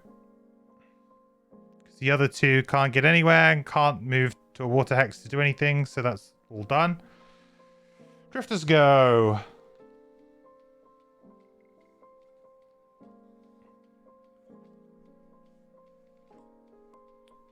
I was kind of hoping that I would actually be able to get bloodletting done. I mean, I suppose I can attack for 5. For 5 and an XP, I can attack the elite eel here next to me. Seems good.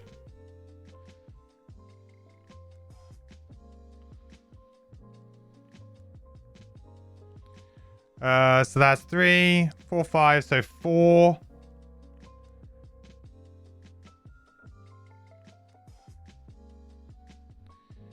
And then I can use draining arrows to just jump back 1 here and move back crushing weight again. I feel like I missed out on an XP there. I should have. There we go.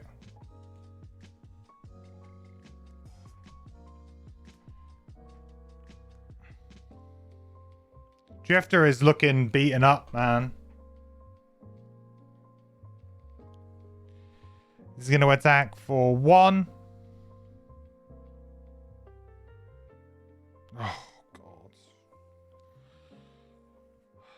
3.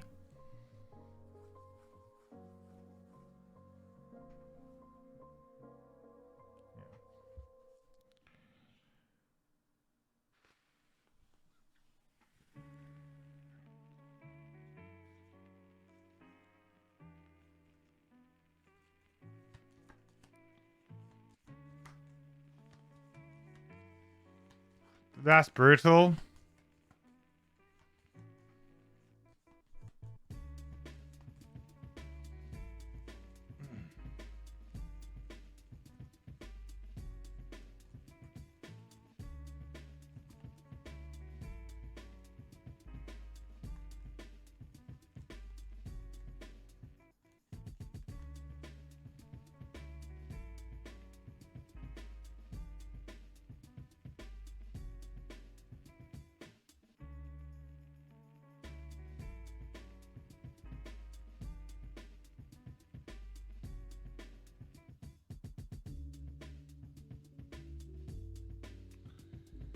If I go to 1 health, that means I have to short rest next turn, basically.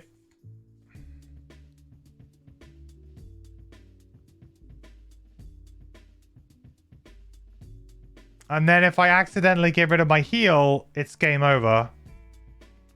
And I've got a 25% chance of hitting my heal on a short rest.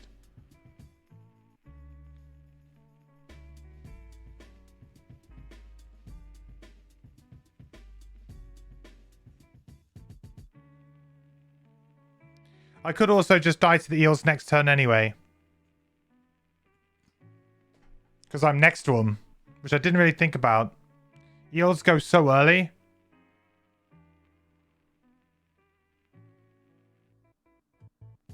How much health is Deathwalker on? 5. This scenario has just destroyed me.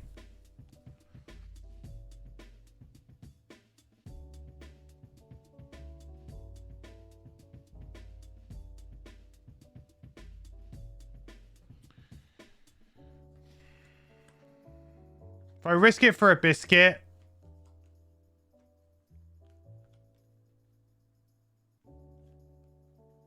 I'd potentially be okay. But if I go down to 1 health, I could just be going to 1 health for no reason here anyway. Because the eels could go early enough that they'd screw everything up anyway.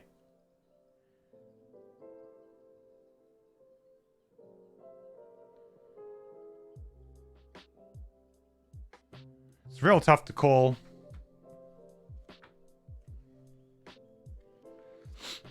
It's about damn time. Yeah, but I still feel like the difficulty has been... I've been unlucky this scenario. Difficult is it's been good. It's been an interesting scenario. Find these enemies, I just haven't... Like, they have that little bit too much health to be able to get through them, which is usually like what plus difficulty does, which is, you know... Means that instead of killing them in 2 hits, you're killing them in 3, and that means that you have to keep them on the board for 1 more round. And then, of course, I had a couple of big misses or bad draws, and it's really compounded to make it very difficult for me. And this, to me, feels like I'm not even halfway through the scenario, and I'm already, like, quite low on resources. Like, I don't know how I'm going to go into, like, the last part of this scenario and actually do well. If they throw me a similar room as this into the in the next bit of the scenario, no clue how I get through it.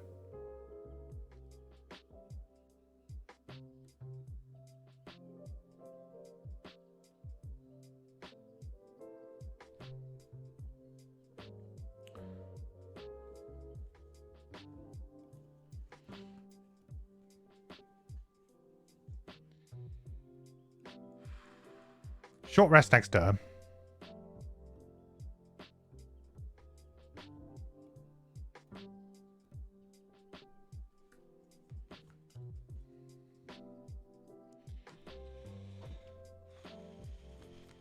If I fail, I can level up at least. Yeah, let's here we go. Man up and start it over. I don't like to start it over until the writing's like fully on the wall. Like, I don't really like to concede scenarios unless I really know that I'm like, I look at my number of cards. Like, for example, if we go to the next bit and I read the next segment and it's like, hey, you need to kill 20 monsters. And I'll just like, I've got like 5 cards in hand. This isn't happening, you know? Like that, at that point, you kind of know, yeah, The writing's on the wall. We're not winning this one. And until that happens, I'll keep going. Plus, sometimes, you know, you can pull wins out from unlikely situations sometimes. Never say never. Alright, Fortitude. That's fine. We didn't hit our heal. So that's something.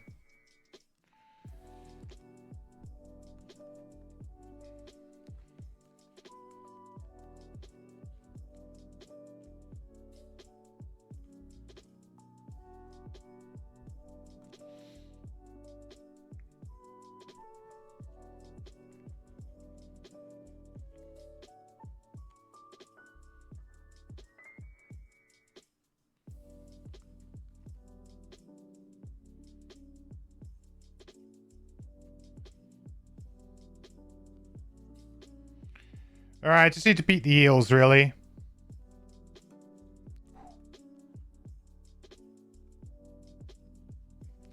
We got there.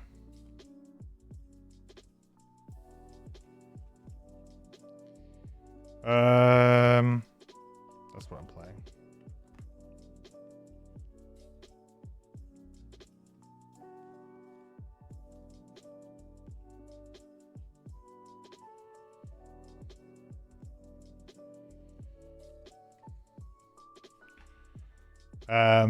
Okay, so Drifter got our heal too.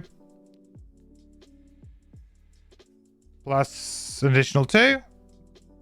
Oop. 4. Then sustained momentum will attack for 4.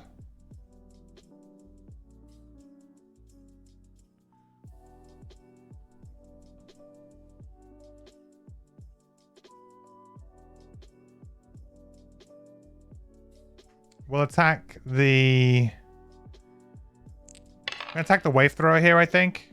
If we attack the wave thrower, that gives us a really nice opportunity to potentially get 2 shadows up this turn, depending on what we draw off the Drifter.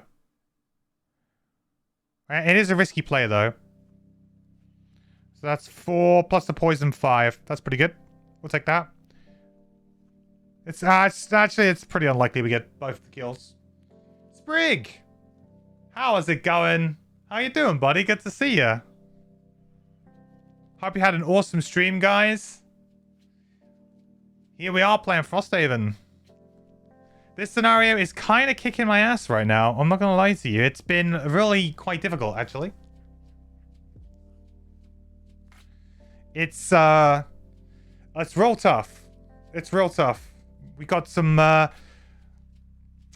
bad draws, some unlucky draws early in this scenario, which kind of like put a big stop on our combo with our Deathwalker character. Stopped our shadow generation that really kind of put all of our big damage on hold. We couldn't get that little combo going and being able to keep making the shadows, using them and doing a lot of damage in the process.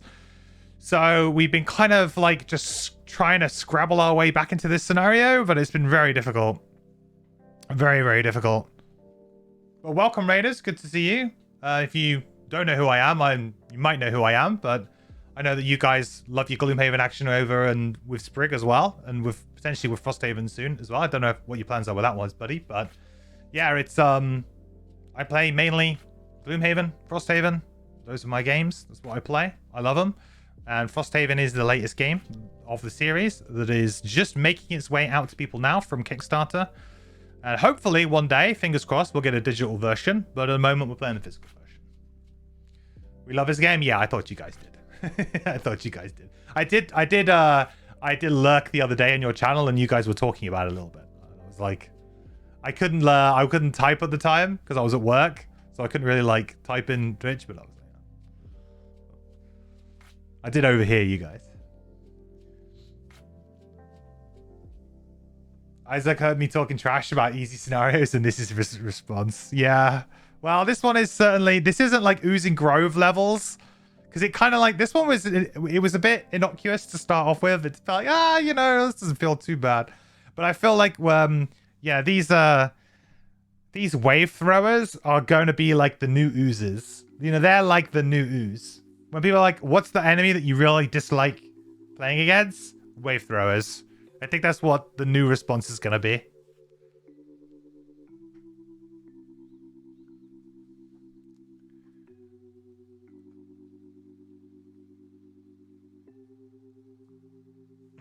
I'm not done yet. Save my judgment for the next phase. Yeah, I mean, like I said, if there's another room that is of similar difficulty to this room, I don't think we win this scenario. But, I mean, you never say never. But it's looking much less likely, let's say. Okay, our Drifter is gone. Good job, Mr. Drifter. So let's go on to our Deathwalker. And I really need to have a nice draw here. We need to pop off a little bit here. Right, so we're going to go to here, and I'm going to attack the Elite Eel. This one here, and I think we'll go for the Wave Crusher. What health are you on? Number 8. He's on 4. +1 draw against him would get the kill, and potentially get a Shadow down too. I could make 2 Shadows this turn, which would be really good. The other thing I'm thinking is that he's on 6. But he is attacking for 4 as well, which is pretty brutal. Right, well, I know I need to target this one anyway. So we'll attack number 5 first. We're consuming the dark. Do I not have dark? Chat? I thought I had dark. I made it last turn.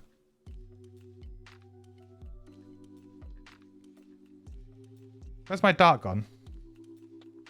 Did I not make it last turn? Yeah, with Fluid Knight, right? Maybe I just forgot to add it. Yeah, I definitely made it. Okay, so we'll attack the first one. So, consuming the dark. We will attack you for 3. And I've marked you. 3! Hooray! Right. Boom.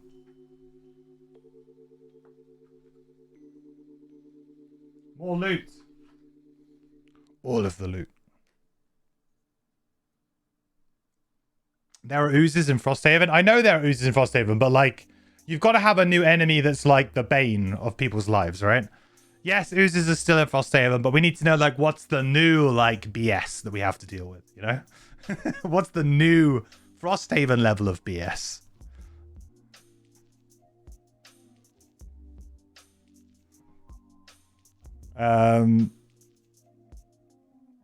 Then we'll attack the Wave Thrower.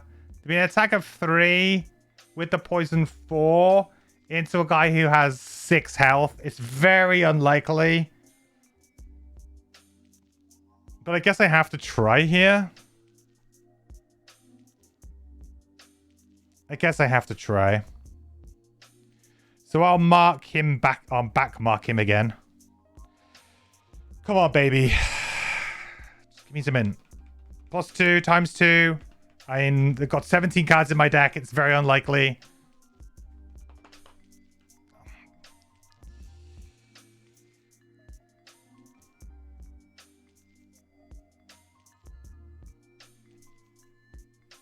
Oh, sorry, one more because of the poison. Okay. I think I need to give myself another XP. And then we made dark. We moved and we made dark too at the same time as we did that. Not that we really care about that, I don't think. But... Crit incoming, I needed it. Because now it's looking a little bit scarier.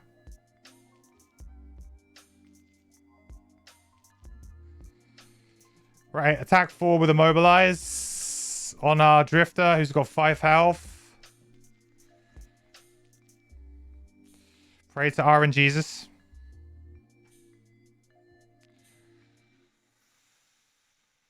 Well, we're not dead.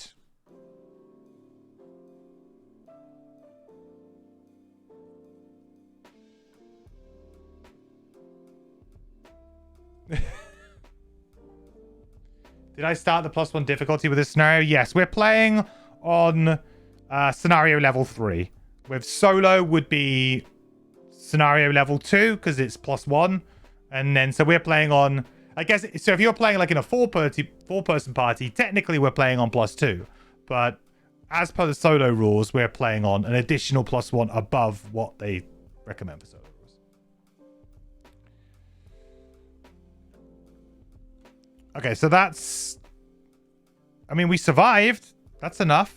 This guy can't move anywhere because it's going to cost 2 movement to walk up that ladder, so that's good. Lightning eels don't do anything because they're not adjacent to anybody and they ain't got range. Look at all of that loot that's stacking up there too, huh? Drifter is like licking his lips. He's going to get it.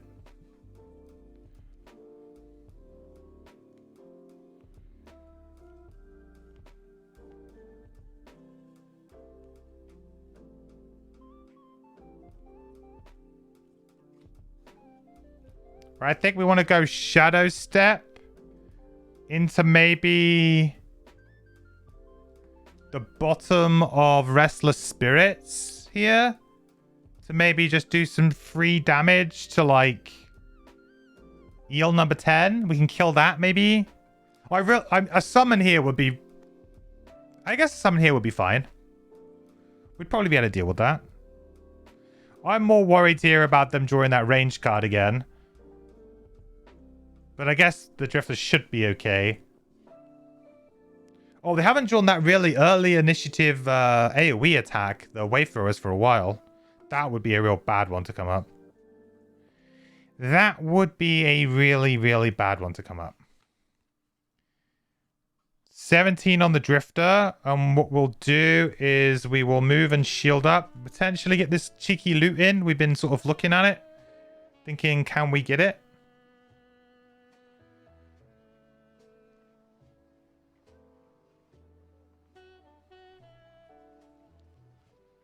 Can we get the cheeky loot?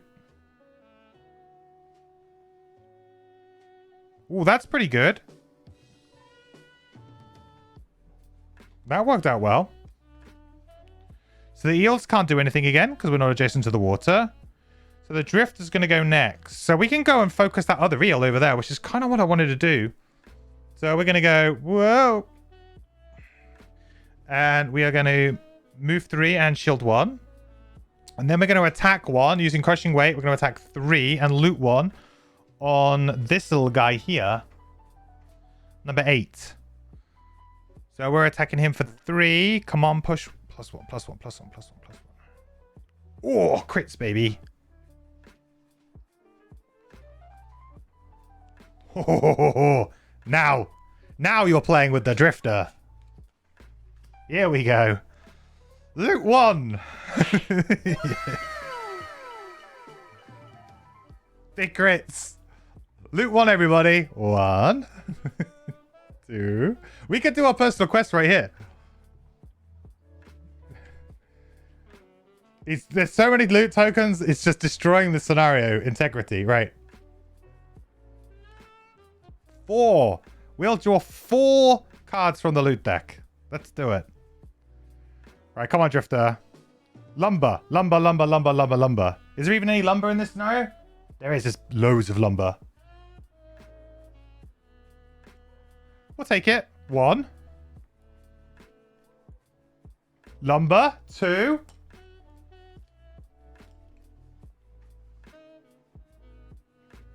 We're up to 7. How many do we need? 8. Or is it 10? 1 more.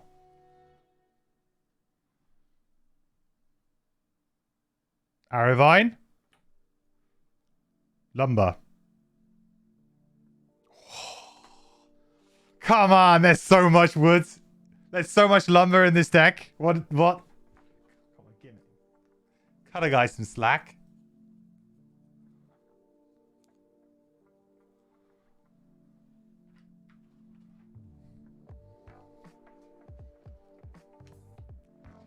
Okay. Drifter is hanging on for dear life, but is somehow, just as the Drifter does, brought himself back from the brink. If only I could gain life every time I looted. Shadow Step with the Deathwalker then. We'll move 3 to here. This movement must end in a shadow, and then we get to attack 3. So we're going to attack this guy, number 3, for 3. With the poison, 4. No whammies.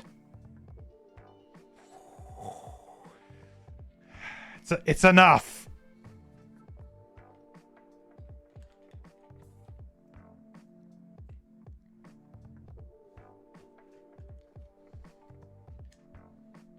Then, with our second action, we're going to use the bottom of Rest of Spirits, move 1 shadow up to 4 hexes. If the moved shadow is in the same hex as an enemy, the enemy suffers 3 damage, remove the shadow, and gain 1 XP. So that's what we're going to do. We're going to move this into the Elite Lightning Eels hex, which is going to do 3 damage to it.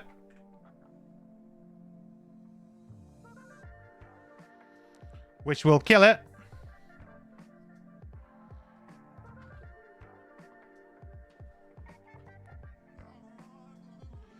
And we gain an XP.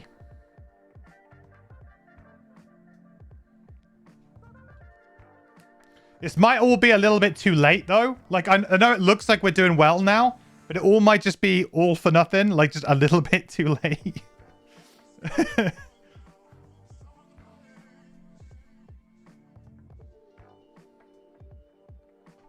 Oh, no, sorry. 3 is the one that's alive. Whoops. 4 is the one that's dead.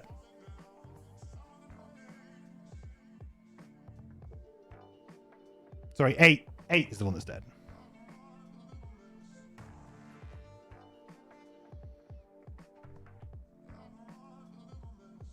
So he's going to attack for 1. On the Deathwalker, 1. Okay. Whew. So, my Deathwalker needs to long rest here, really. Which kind of blows. I didn't really like it, but I'm going to have to.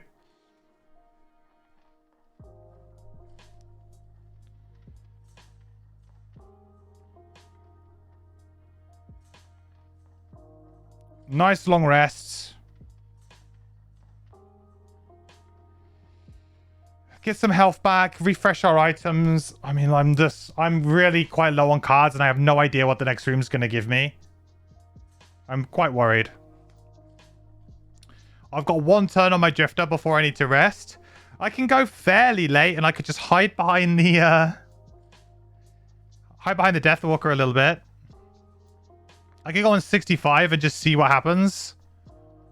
My only concern is that if this guy draws one of his AoEs...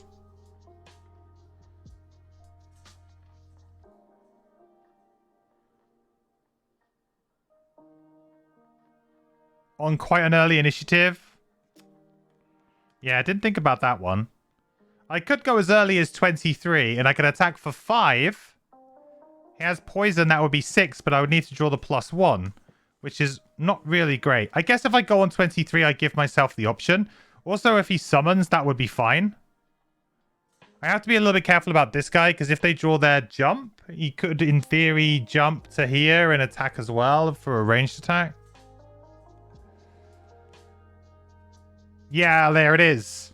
Ooh, good job I decided to go on the 23. Okay, so yeah, this is awkward because it's very risky. Because I need to draw a +1. What's my modified deck? Oh, I've shuffled it. Of course, because I drew a crit last time. Not good, chat. Not particularly great. Like, I want to go for it. Oh, it's a ranged attack anyway. Well, that means I would have to, like, literally just run away into the corner to not get hit.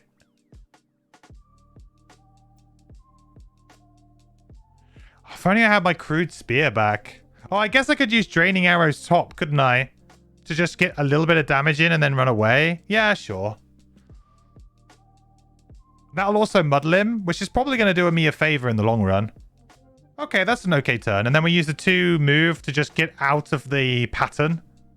So maybe we go to here. And then we can't be caught in the little 3 hex AoE that they're doing this turn. I like that. So we're going to attack him for 1. Just a ranged attack for 1. 0, but there is poison, so it's going to do 1 damage at least. Good job we didn't go for that, though, because we would have absolutely missed. Wow. I like the enthusiasm, but we didn't get there. I love the enthusiasm. But, you know, you always draw your ×2s on your attack 1s. It's like it's Gloomhaven lore at this point in time. Only allowed to draw your crits when you're attacking for 1. Alright, that's fine. Eels can't do anything. So the Wayfarer is going to go. Now, because he has Muddle, he already has a source of disadvantage. Therefore, he will not move to try and reduce his disadvantage. So he's just going to chill there, and he's going to attack the Deathwalker at disadvantage. Curse. -1, baby. No damage. Okay, that kind of ended up being an okay round for us at the end of the day.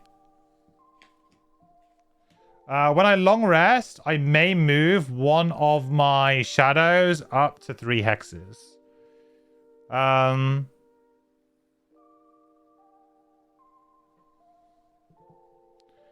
think I'll keep it where it is, because to be honest, I think I want to do Rest of Spirits top next turn and just decimate him.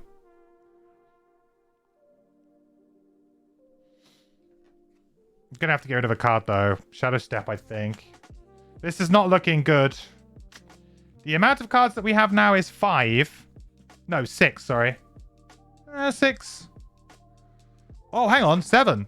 I've left Anger of the Dead over here for that round. Might have done myself in there.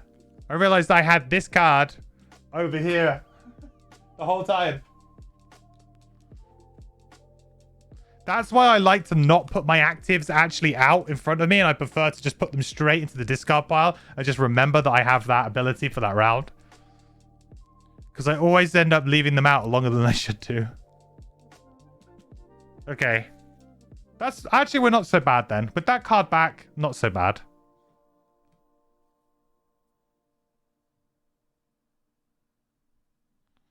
Drifter is maybe a bit more worse off. Drifter's gonna long rest now. So Deathwalker, it's down to you. Let's get Restless Spirits.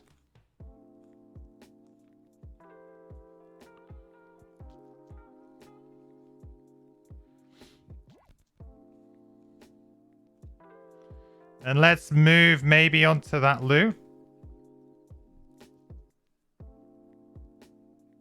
Okay. So first up, we're going to use Restless Spirits.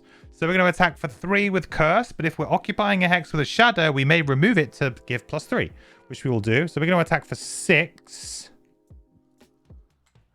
with Curse for 1 XP. So with the poison, 7. 6 is enough. Exactly enough to kill. We'll drop a shadow. We marked it, and we'll put that shadow there. That's all good.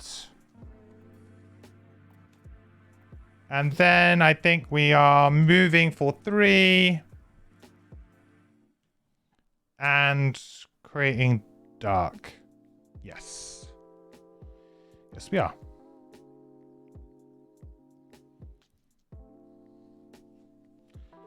And give me that loot.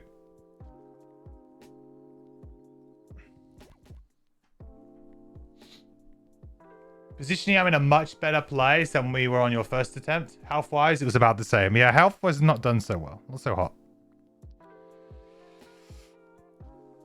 Lumber!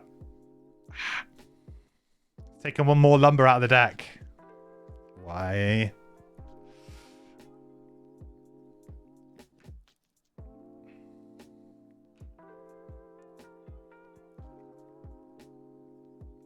Right, Drifter is going to heal for 4. And 1 XP. We've only got 1 charge left of our heal. We need to start pushing that back, man. We need to get that health up. We need to push that back a few times. I'm not looking forward to, like, if I kill this enemy as well, and something's immediately going to happen. And if it's like, hey, a little more enemies spawn, I'm going to like, oh, God. If it's going to be, like, equivalent to opening a door, I'm not going to be very happy.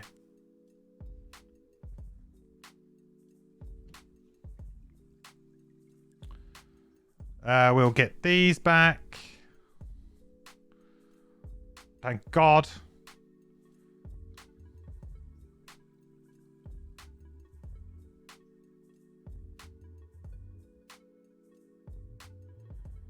And we need to lose a card.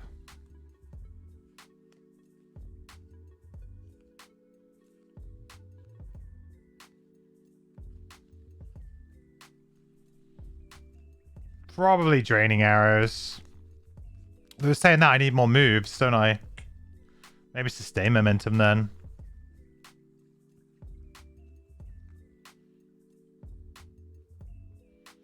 Or maybe just violent inheritance, because looting is going to be a bit more tricky now.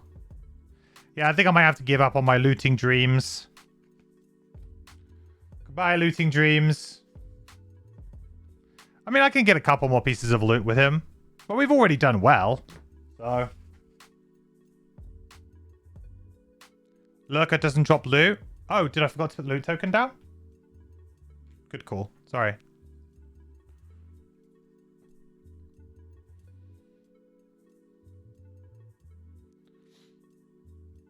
Okay, so that's the Drifter done. Next round. Well, we know what we want to do with the Deathwalker. We're just going to use Fluid Knight.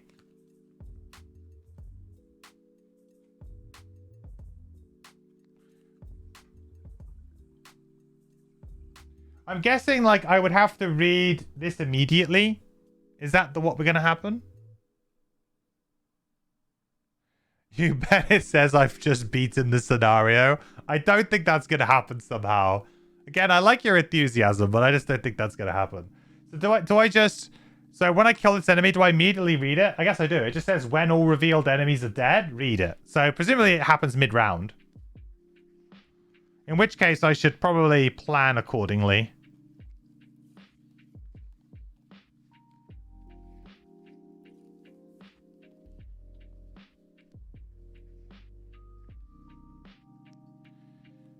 We're going to kill this guy, get another shadow, move the shadow again. Drifter needs, like... I don't know what Drifter needs.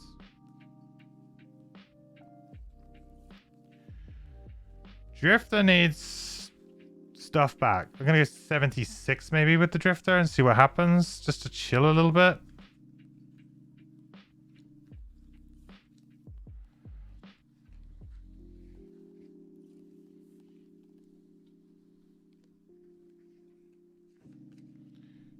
Eels! Not doing anything, it's fine. Once the eel dies, read it. Yeah, that's what I kind of figured. Okay, so we'll do Fluid Knight against the eel. So we're going to attack it for 5, performing the attack as if I was in a hex with a shadow. Remove the shadow. So we create Dark. Attack for 5 and 1 XP.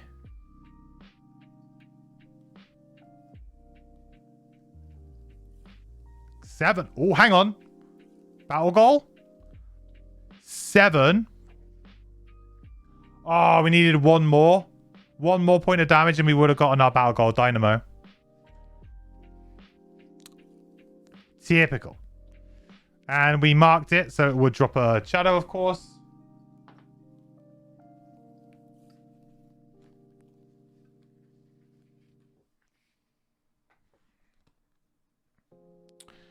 So that is that.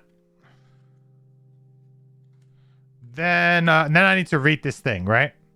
Right. 26.3. Let's get the app out. Oh, the thingy's gone. I knew that time because I brushed past it. Very aggressively brushed past the cable.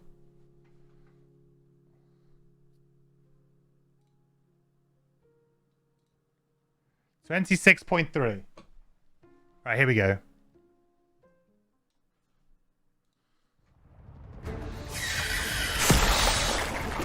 You drive the lurkers chittering and clawing from your ship, but there is no peace yet.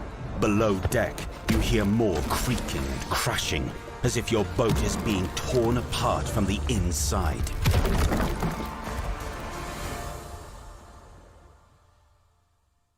Okay. They're in the boat.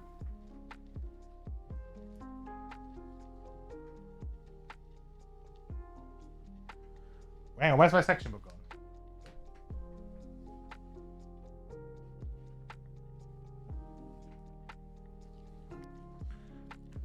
They're in the walls. 26.3.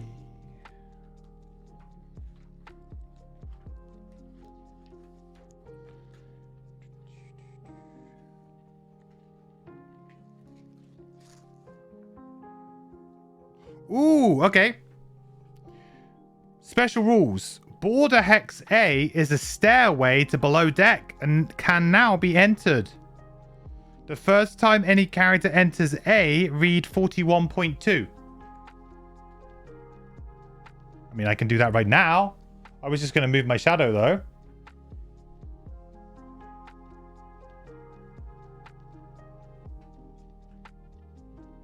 I'll move my shadow. I'll let the drifter do that.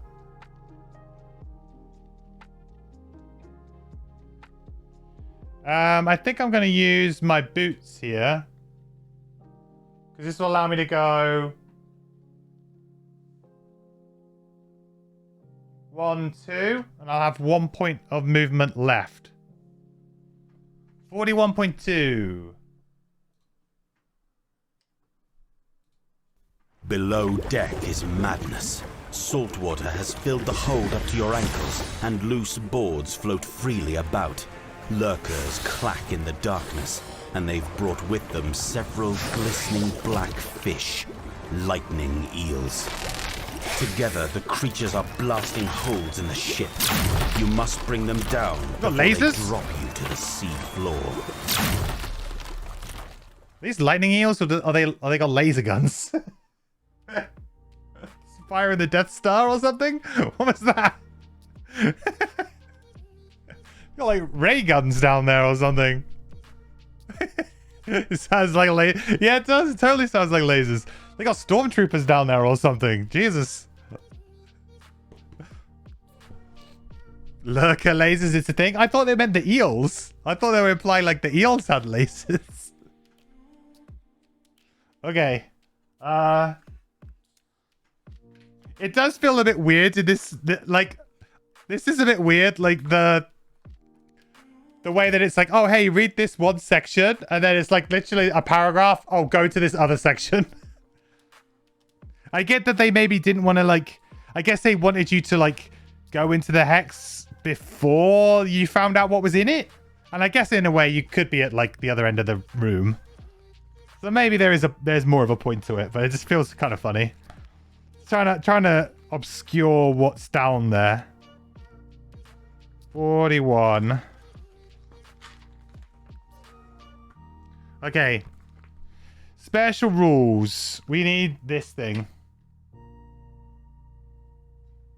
I'm not quite sure how I'm going to show you this, guys. I'm going to have to, like...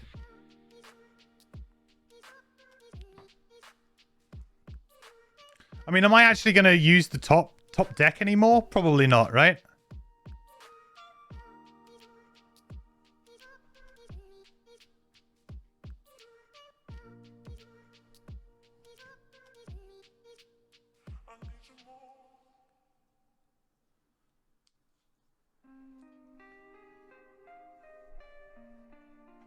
No, probably not. Yeah.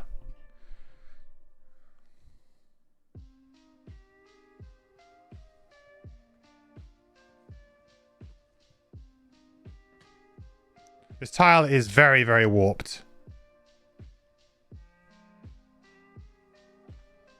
It is like even flat.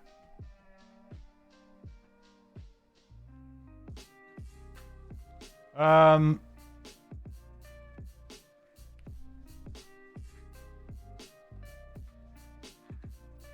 so we start at these are the B hexes. So these are the hexes that link to the. So these hexes link to the A hex. So basically, this is where we go down. One of these 3 hexes.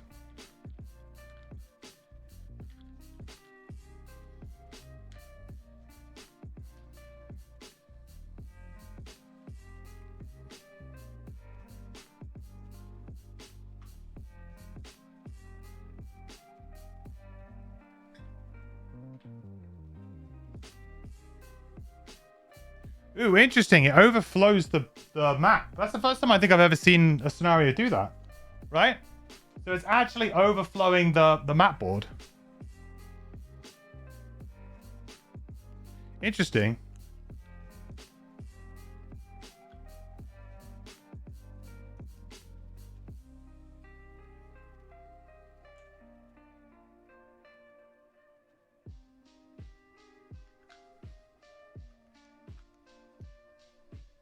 Unique setup for sure, yeah. Now it's the question, do you count those on the tile? Huh? Not quite sure what you mean.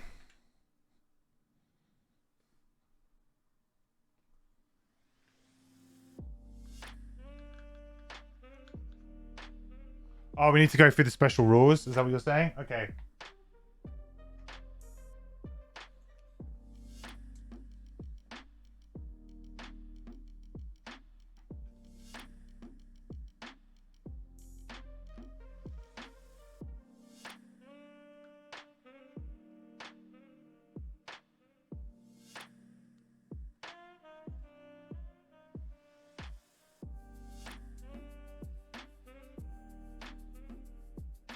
Got a lot of enemies to deal with here, guys.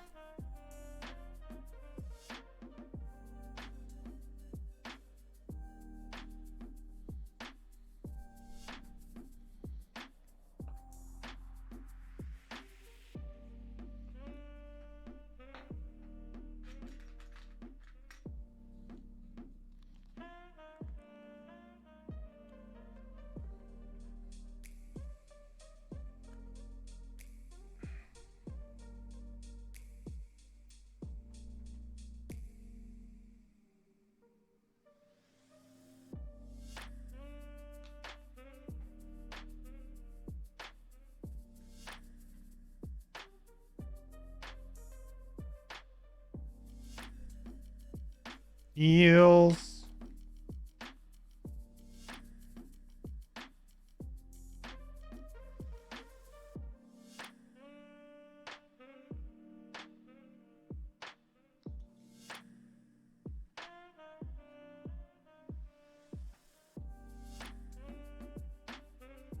It's kind of weird the eels perching off the side. Oh, I like it though. I like the theme of this scenario is really cool. Like being attacked at sea. I like it a lot. Tough scenario.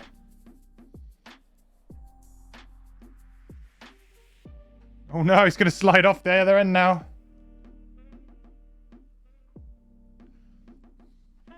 This isn't gonna work very well to show you guys, is it? I mean, I guess I'm gonna probably move down pretty quick. I gotta think on my feet here a little bit.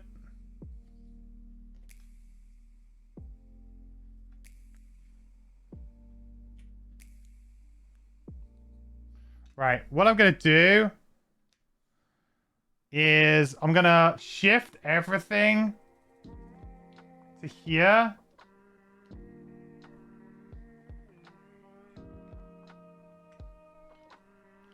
My big brain. That's like there, right? Or something.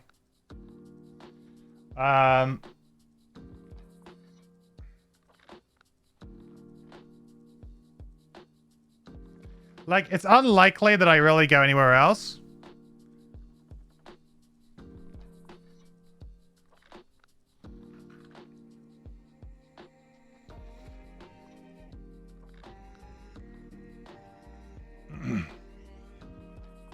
Ealing Grove. Ealing Cove. Ealing Mangrove.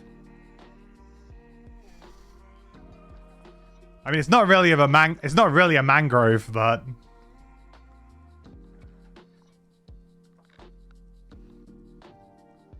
that's kind of like more like a viney though.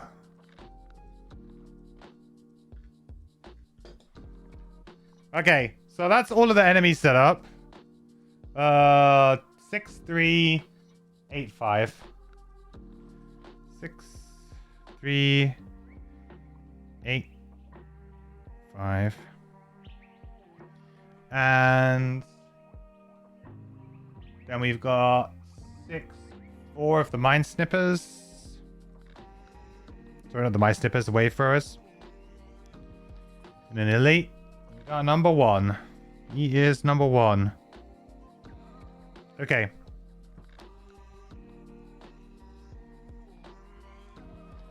Rules. A and B are linked hexes. If any monster would perform an attack ability but lacks a primary target, it instead attacks the closest empty hex or border hex, prioritizing those with the most damage on them. Place damage tokens on the attacked hex equal to the damage dealt. Hexes cannot be damaged in any other way and are immune to all conditions. If a hex accumulates 4 plus 2 times level, so that's 2 times 3 for us, so 10. If it accumulates 10 damage tokens, remove those tokens and place one hex water tile in the hex. If tile 7G ever has 5 plus 3 times X water hexes on it, the scenario is lost.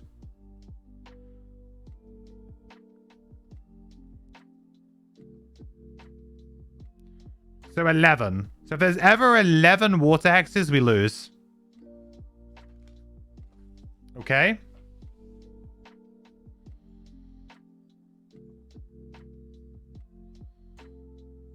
I mean, we're just going to lose. They can attack border hexes as well.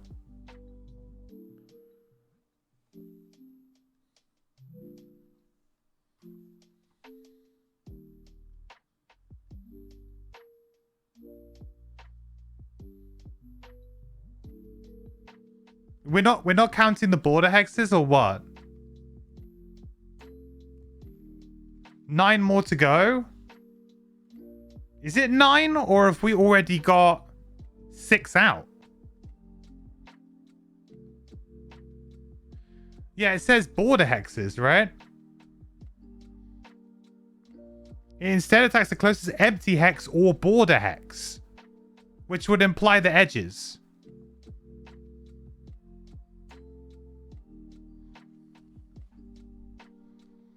Huh. So I would like, going by the fact that it seems to be counting the border hexes.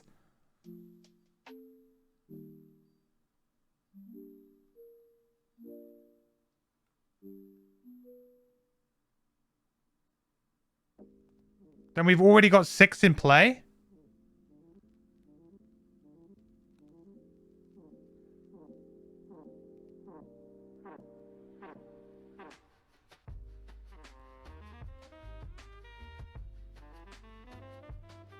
So what's the point of them being able to attack border hexes if they don't have any... I mean, you would always choose a border hex, right? Like, I don't see what the jeopardy is, because you would just always choose a border hex. If you can put... Especially the eels. Like, the eels just wouldn't do anything.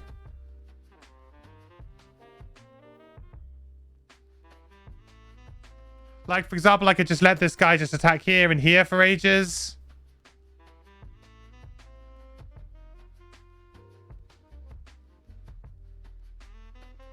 Their focus was an empty hex. That's not what it says here.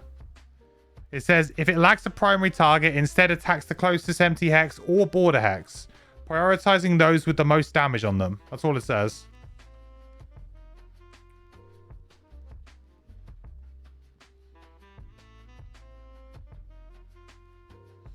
Six in play now sounds insane, honestly. You didn't count border ones. It just seems really weird why borders count And thematically, it makes a lot of sense that the borders would count because it's like they're destroying the hull of the ship.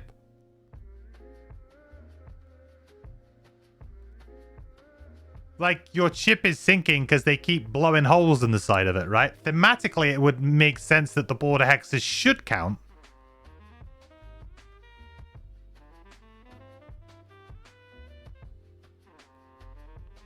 So this way I can't let more than there be 4. All of a sudden you prefer the eels can shoot lasers in 5 range. Yeah. Now suddenly the eels are a nuisance, whereas before they were like, oh yeah, easy.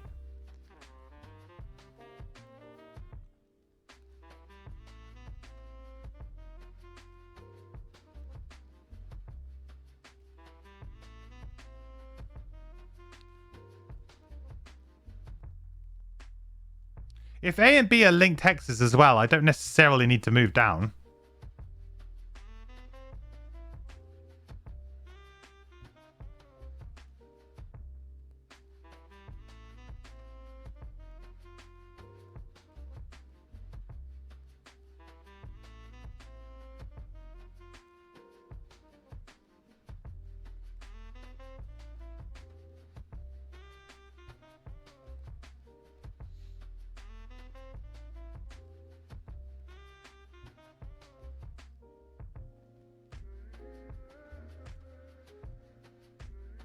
The real danger is that the Wayfarers spawn water hexes, which counts as a full 1. Yeah. I'm like, the rules are a little bit unclear. Like, I can see why both, I can see where you guys are coming from. In terms of, like, to me, that makes a lot of sense. That, okay, like, it seems really, really hard if I can only let 4. Because there's 2 wave throwers on the board already. So if, let's say, next turn they summon water... I could basically lose in a single round depending on how things pan out. Like, you could just lose immediately in 1 round, which doesn't seem very good. Because these guys could summon a water, right? Then I'm up to 9. And then let's say this guy, you know, crits and blows a hole in 10. And then these guys both target the same thing. And then they also manage to do 10 damage between them. Like, it's very... there is a world here in where you lose on the very first turn that you open the door.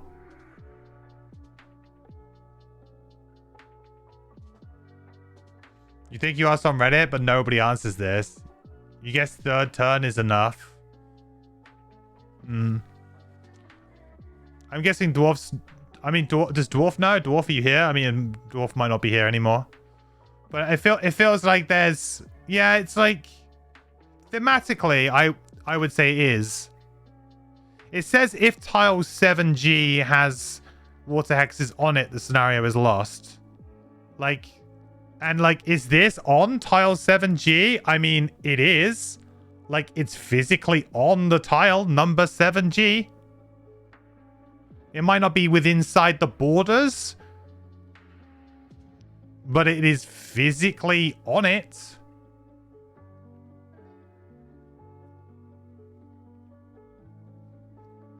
It's kind of tough, isn't it? Count as 0.5. Yeah, it's up to interpretation. It's certainly not like black and white. I would play it personally. I would take the thematic route of it. And the thematic route would be that they do count as hexes. Because the idea is that they're blowing holes in your ship. This is the hull of the ship. The guy's blown a hole in it here, so there's water flooding in.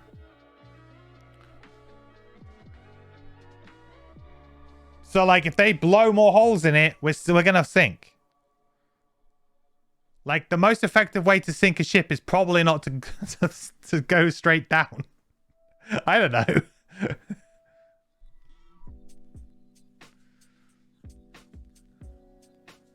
Since the water turns it into an occupiable space, you played it as they count. I would be of similar opinion, right? If you can go in it, then it's part of the tile. It's part of the tile. Like, they are part of the tile. So, I mean, I don't like it, but I felt like that should be the way it is. So, I mean, we just have to go for it then. Basically, we are in a situation here where we need to go hard. So what's going on this turn?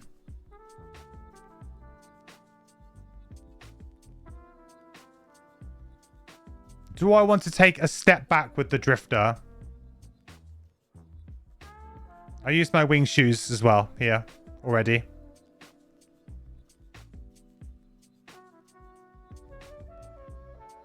I can take a step back. That means that this guy's going to go 1-2. Because these are linked hexes. So in theory, what that means is that you can attack A from B within melee range, right? So that means that he would attack whatever. I could just make him attack this or something. It doesn't really matter.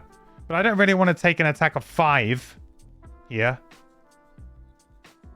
And then also, I guess the idea here would be to maybe like run away from him. And probably try and go to the back of the scenario, really.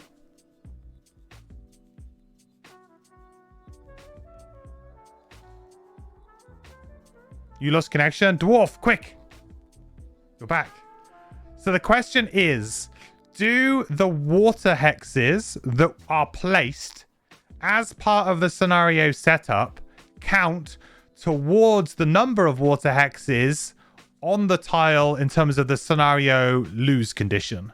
So it's not entirely clear that if we need to stop, you know, if it's basically, if we currently have on the board 2 water hexes, or do we currently have on the board 5, 6 water hexes?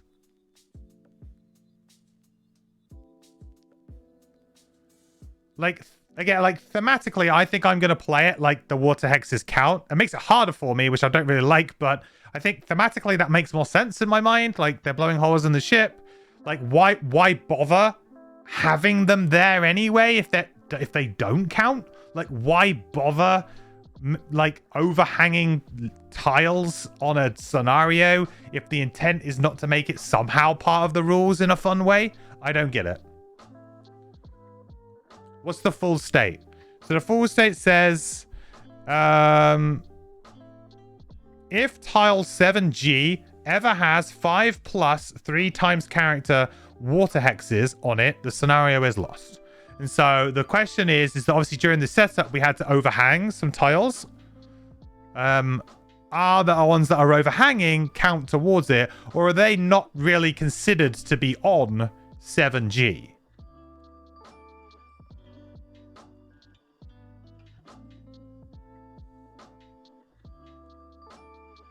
The outside of the ship one makes it the ocean versus your ship. That's how we did it to make ourselves feel better. Well, that, you know, yeah, okay. Let's see. There you go. There's a good thematic justification for you choosing that rule, though. Like, I'm good with that. It's not like how I am, like, seeing it myself, but yeah. Got it? Don't know. Okay. Well, I think I'm going to play it how I see it in my mind, and that's that these guys have blown holes in my ship and are continually doing that. Because also I just feel like otherwise I would always choose border hexes for them to blow up for quite a while, and actually the scenario wouldn't be that hard because I would just go, yeah, oh yeah, they blow up that, it's fine. Like, I just don't feel like it's going to be that much of a problem because I get to choose which hexes they attack in the case of a tie because of ambiguity. So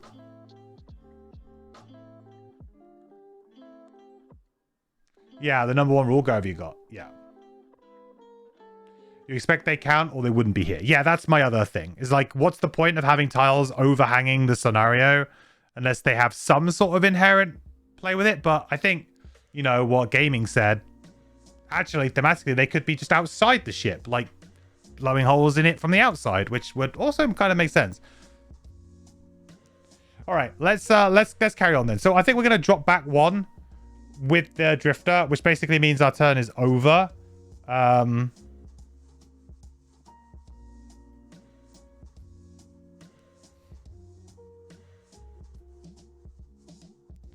So now it's basically the monster's turns, right? Kind of sucks for the Drifter because I really wanted to have a big turn there, but just didn't get it. Oh, I do get to move one of my tokens back, though. I'll move it back on the heal, because I think we're going to need more heals. We're going to be tanking for a bit, boys.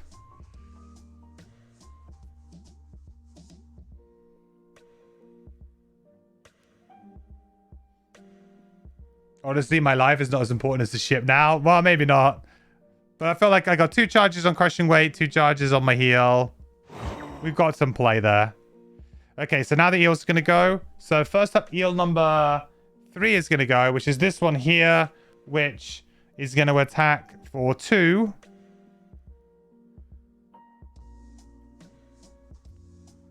And I'll choose this hex in the back corner, I guess.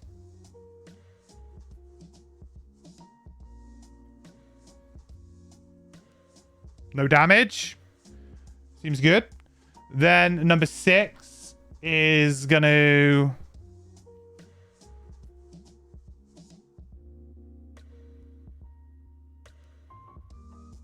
I guess damage this hex here. I don't want to link the water up, but yeah. Alright, 1 damage. This is going to be like a little bit of a mess for sure.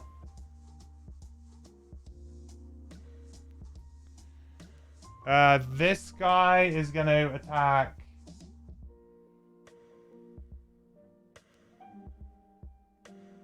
I guess the border hex here. Number 8. For 3.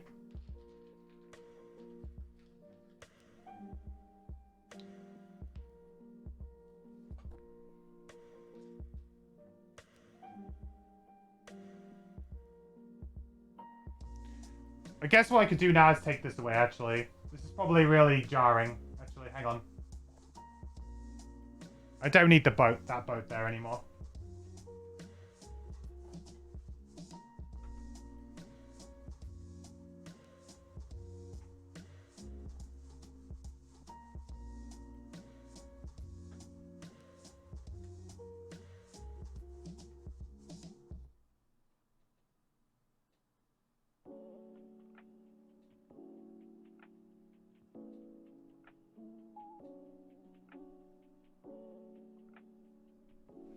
Okay, 3 damage there. This guy's going to attack this border hex. Why not? 3. I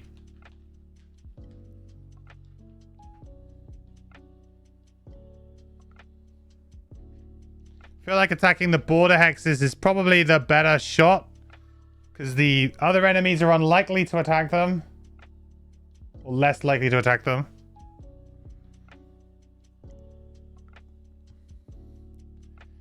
So that's them. So now the wave throwers are going to go.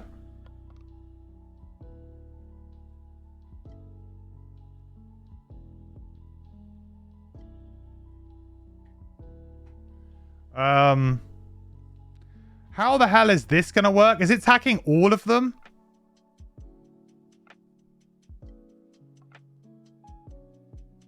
Like, so does it attack as many as possible here?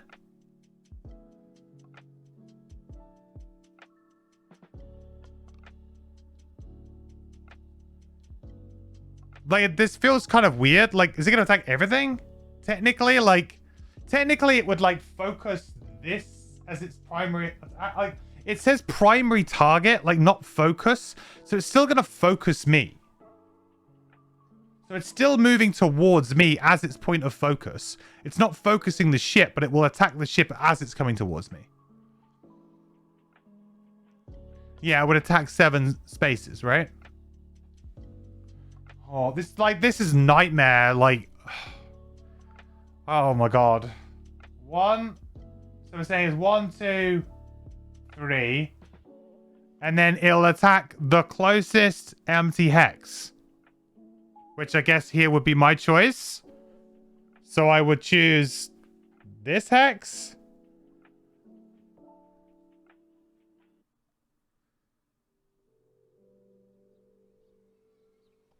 And now it's going to attack all of this stuff. Right? It's kind of weird. Like, I don't really understand how it would do its AoE attack. Because, like, it would... Inherently, by the rule, it would be disadvantaged. And then, does the AoE even work?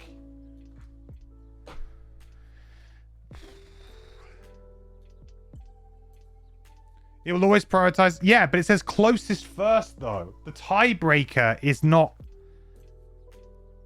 It instead attacks the closest empty hex or border hex, prioritizing those with the most damage on them. So if it had two hexes that were next to him, if one had damage and one didn't, it would go for the one that had damage. So at the moment, it's moved somewhere, and there are no hexes adjacent to it that are closest to attack. But it has range 2. So do I take the range 2 into account?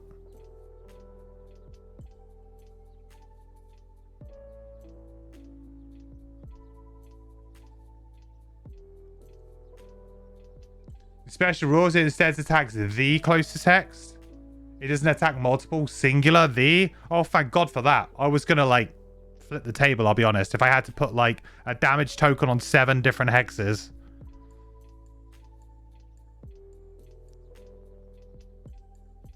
Yeah, the special rules in this scenario really could do with an FAQ entry, for sure. Like, it's just not obvious at all. How it interacts with, like... the AoEs, it's not like where the hexes count or not. Like, yeah, this particular scenario definitely needs an FAQ entry for sure.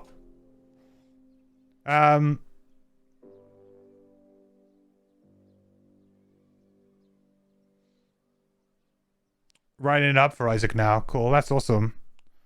Yeah, it's just like it's just like really like, what's going on? I'm confused, because if you get it slightly wrong, you make this scenario maybe way harder than it needs to be, or maybe too easy, depending on how you interpret the rules. I'm not sure. It's either too easy or too hard. I don't know.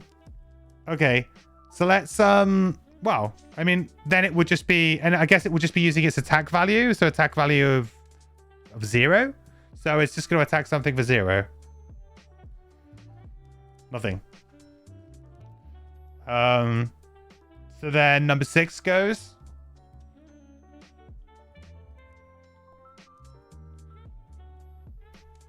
So this one will target this one, I guess.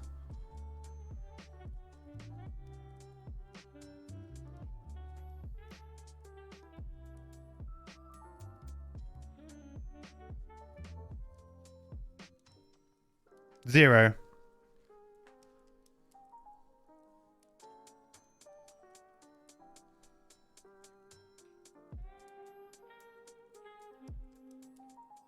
So I get this one to attack, I guess, this border hex here.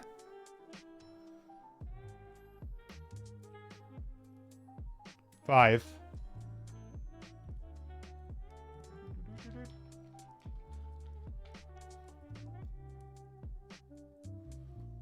To be honest, you're just glad you weren't the only ones who struggled with it. It's just like a little bit like, it's a really fun idea for a scenario, but it just needs like a little bit of FAQ on it. It's just not 100% clear. And like we said, like thematically, you could take it in 2 different ways, which is also interesting. And you don't want players complaining it's the hardest scenario in the world ever when, you know, potentially they're playing it a bit wrong.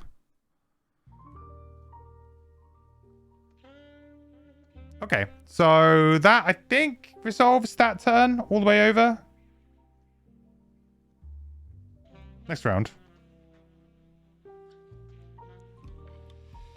So really, the high-value targets here are the throwers, really. The throwers are the things that need to die. And they need to die quick.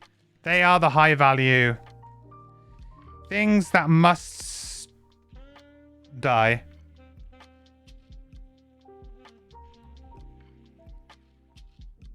We're going to go nice and early on the drifter here. We're going to move in, shield up. We'll use bloodletting, potentially. I think with my drifter, My Deathwalker. I might need to just go real hardcore with my Deathwalker.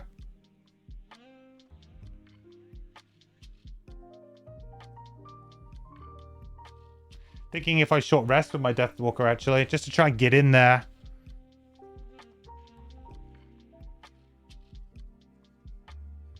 Feels kind of necessary.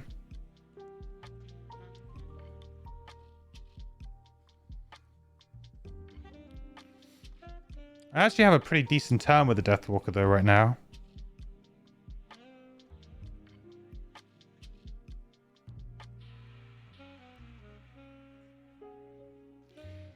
Summons could work quite nicely here, because they could actually, like, deflect an attack, couldn't they?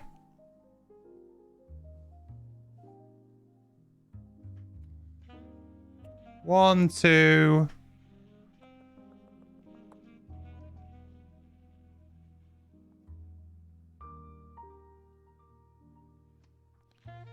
Just trying to think, like, can I get the wave throwers? I'm gonna kind of ignore the Claw Crusher until last, I think. He's got shield too. Like, he's just a beast. And if I can, as long as I can get him to only attack one hex, a different hex each time, pretty much.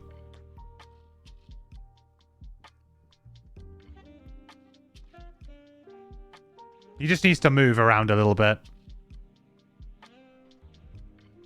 If he chases me, it's fine. So the question is, do I short rest to try and have a big turn?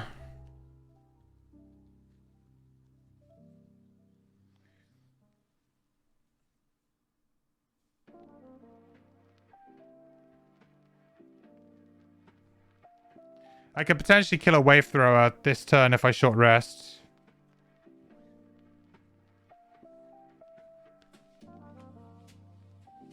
That is very tempting. Yeah, okay.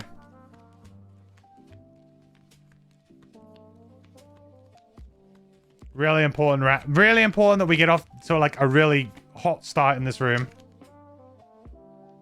Oh man, we have to take a point of damage. That was Fluid Knight that we just discarded. That was the card that we need.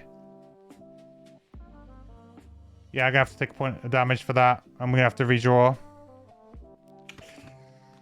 Can't be losing my attack 5s, man.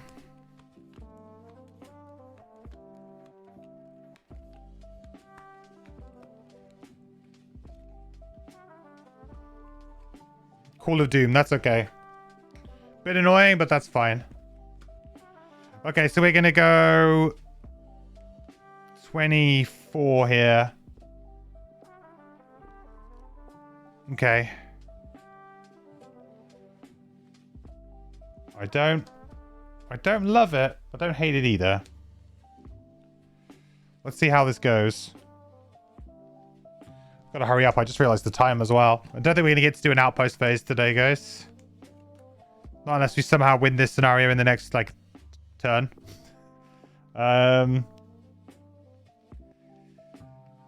Right, eels. They're gonna attack range 2, but they're just gonna attack what they've already been attacking. So number 3 is just going to attack that hex again next to it, let's say. -1. So 1 damage over here. Number 6 is going to attack. Nothing. Number 5 is going to attack. +1. So that is 3 more damage to it. So now we're up to 6.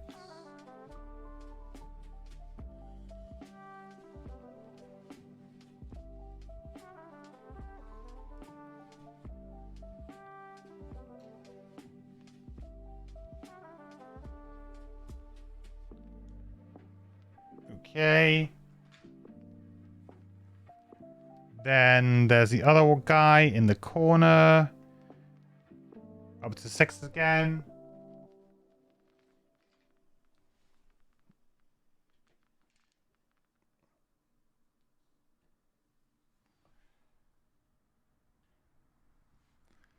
Okay, so we need to kind of go in and engage those two eels, really. Get them dead. Create light. So drifters go. So we're going to move in for 3. So we're going to go 1, 2, 3 here. Shield up for 1. And we're going to attack for 3 with crushing weight. 5 gains us an XP. I feel like we've been missing XP on the drifter a little bit. 6 feels a bit low. And we'll be attacking number 6.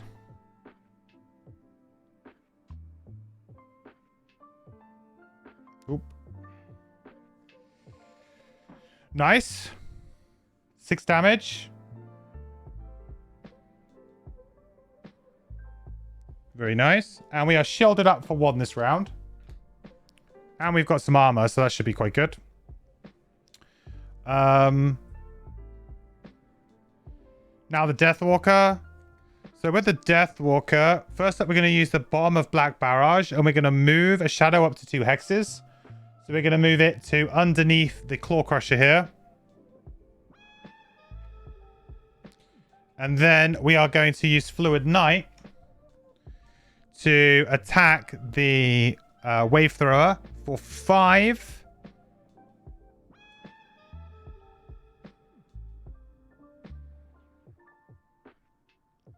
Six, which does indeed kill. And we marked him, so I forgot to say that, but of course we're going to mark him.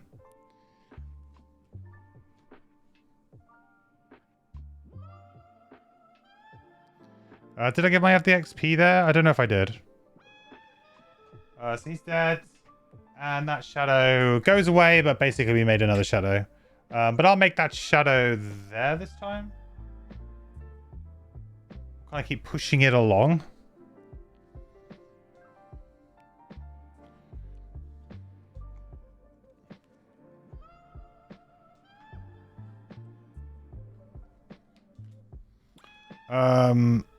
That's the Deathwalker's go. Not bad.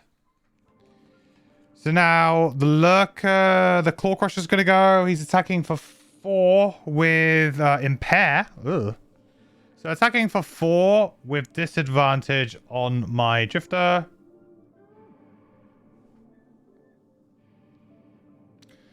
Five, but with shield 1, 4. So 4 damage. I'll get a 1. Do I want to get a 1? Actually, am I going to be able to get attacked for like 1 damage or something? I am. Alright, I'll burn a card then.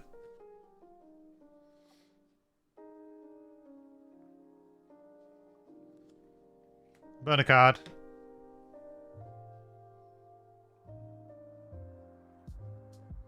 That was annoying. Getting a +1 and a ×2.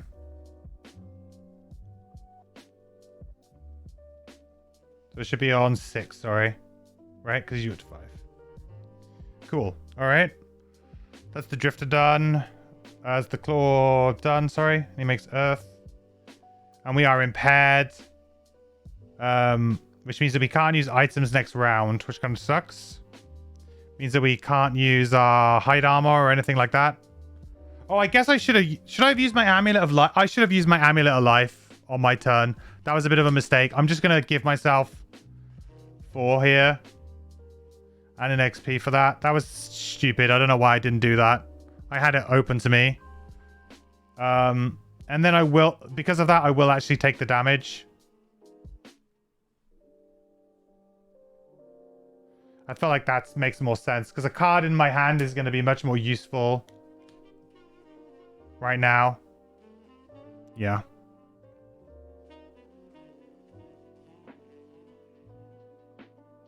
I should have used my armor against this attack. I did. I did use my armor against this attack. It didn't seem to do much though. Yeah, impair after. Yeah. I did use it before. I meant to say that the impair means that next round I can't use my armor, which kind of blows. Or at least I can't use my armor on this next attack that's coming in either. So the wave thrower.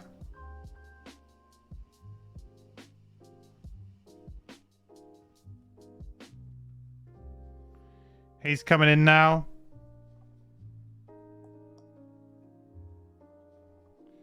And he's going to attack for 1. What? Did I have to shuffle the whole thing? I didn't mean to do that. That's cheeky.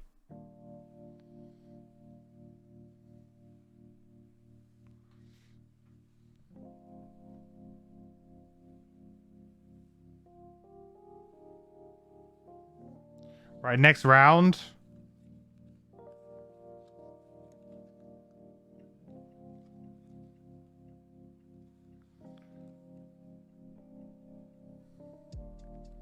I like so badly need to try and kill this other wave thrower as well.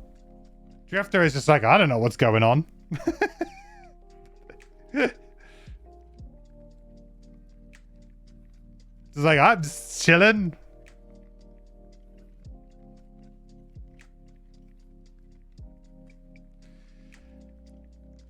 This is really bad because I'm gonna potentially not have any charges left on anything with the drifter here. Is that gonna be a big problem? Yeah, it's pretty bad. It's gonna be the first time that I'm not gonna have no charges if I do this turn. Wow.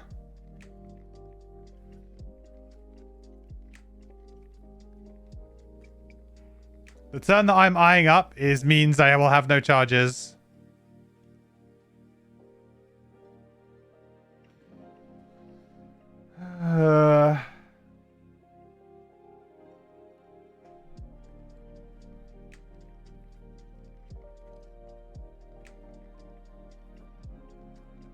Oh, actually, I might be able to, like, be a bit sneaky here. Huh.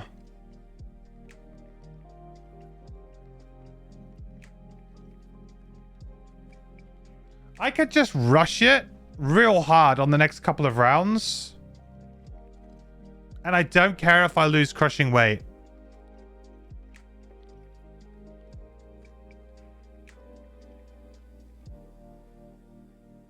I could switch into the range build for the last 2 turns.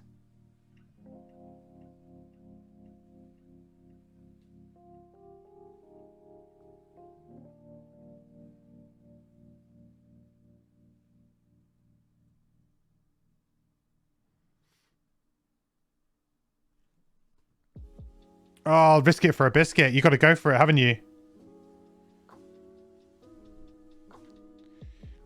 Oh, eels. Come on, then. No damage. That one in the corner. 2 damage, is that? Because it was an attack 1.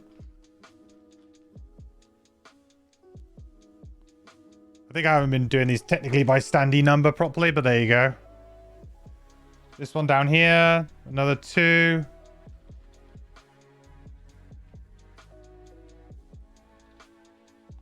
This one's on 8 now.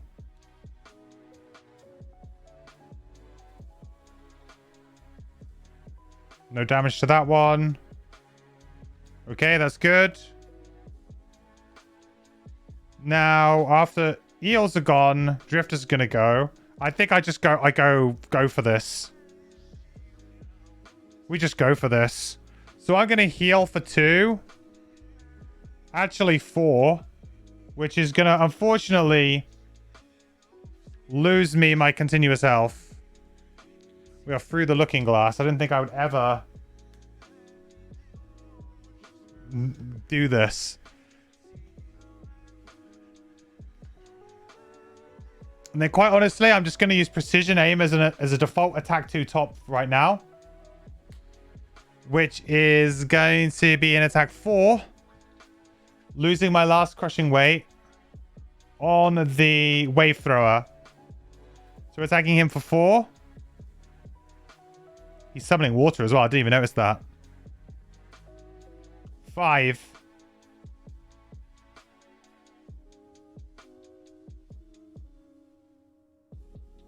Good night. Okay.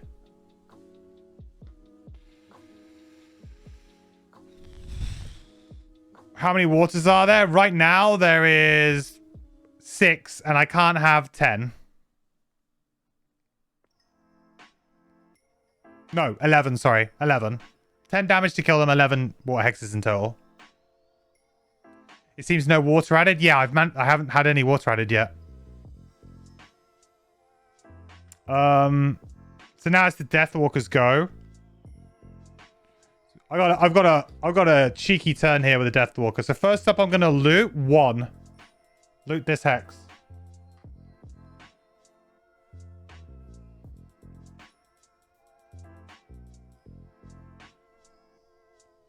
Money. Then I'm gonna teleport to a hex with a shadow. Zoop. Then I'm gonna use Restless Spirits. I'm gonna attack for 3 or 6 if I consume a shadow. So I'm gonna attack for 6 with Curse.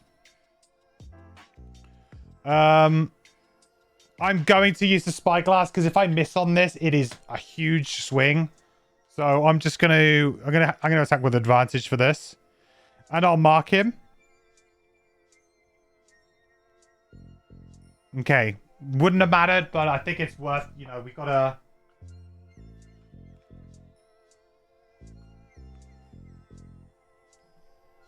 I think I didn't drop a loot token for the other guy either, right? I think there's supposed to be 2 loot tokens there now. And then for the Abyss one.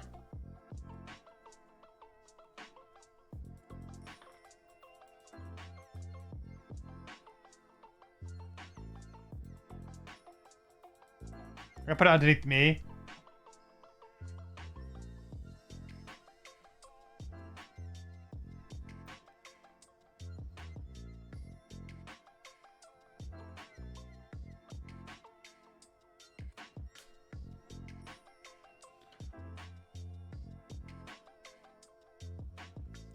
Guess you don't have the power of MQ. I have my streamer luck on my side.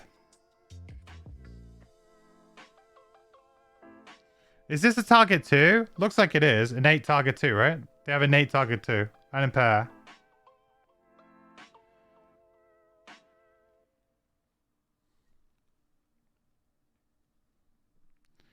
So he's going to attack the Drifter, who is impaired, so can't use the armor this round. I should have put it down, but I've just remembered it. It's fine.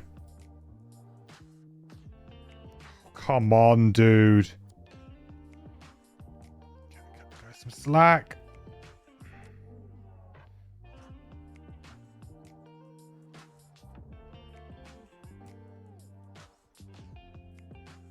One damage to Deathwalker. These guys are all dead, so we don't have to worry about any water hexes coming from them at least.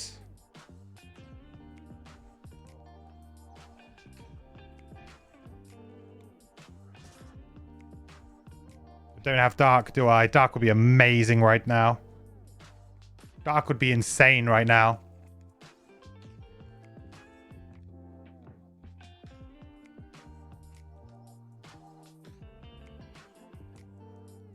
I need to ignore this Claw Crusher. Sorry, but he's just not the problem. I'm short resting on my Drifter. Short resting on my Drifter to hopefully go over towards the eels and then finish off some eels here. Or at least maybe get close to killing an eel or 2.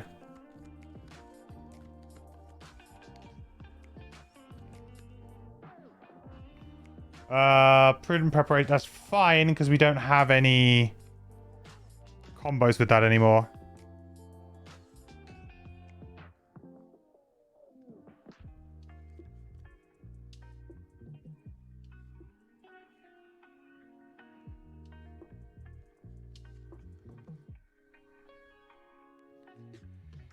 Burn precision aim, right?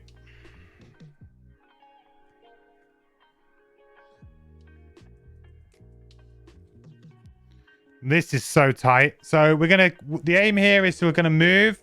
We'll play precision aim top. And the idea is we're gonna try and win this scenario with draining arrows. Like, we'll try and beat the eels with draining arrows.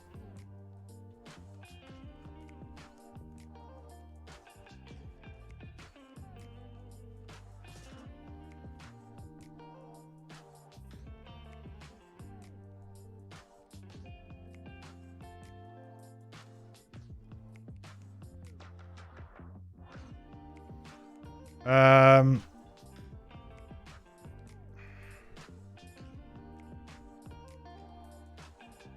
think with the Deathwalker, we have a pretty nice Anger of the Dead attack. You know, it gets through one of his shields, which is nice. I mean, I don't really want to do damage to him right now, but this is a pretty good card for doing damage to him.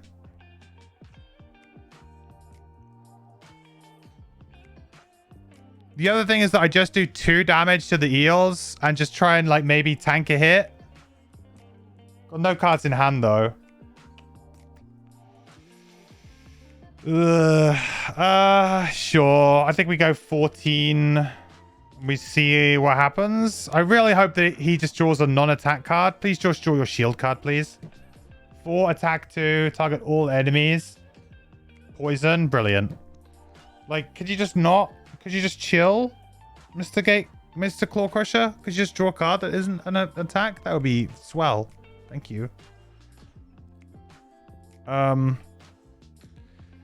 Right, eels can jump now, but I don't think it really matters. Yeah, it doesn't matter. So they're just going to attack for 1 everything around them. So we'll do the same order as before. So we'll do the back corner. 1 damage to that hex there. That's why you have to kind of kill the eels, because this is like it's compounding issue. The other one in that corner, +1, so that's 2 damage. So that's up to 5 now.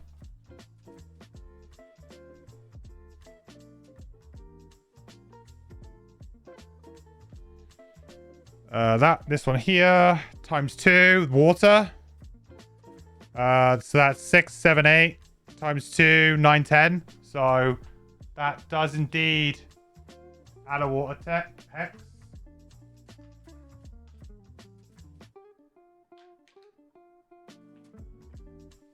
I guess we were always going to get an extra one, huh?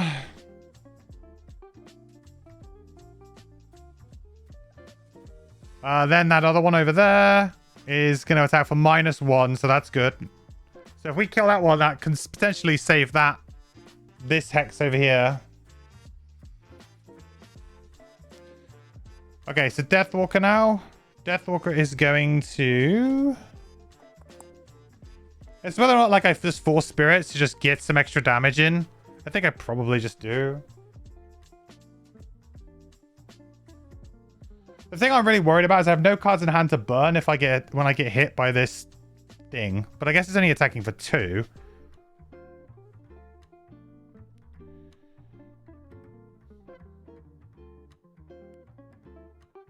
Yeah, I mean, I've got to go for it, haven't I? I need some good draws, really. So I'm going to move here, and I'm going to attack both of these guys for 2. So we'll attack number 5 first. 2. And then we'll attack number 8, is it? 3.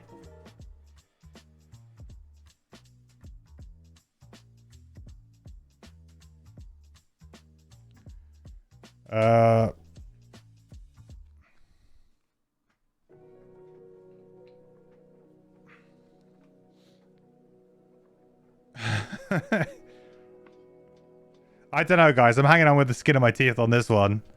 I mean, I see a path, but all it's going to take is the enemies to be like, nah.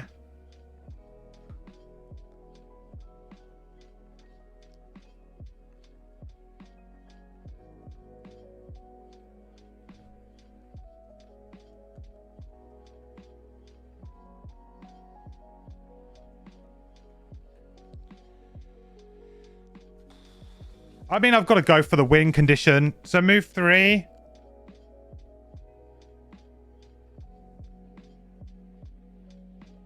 Shield up.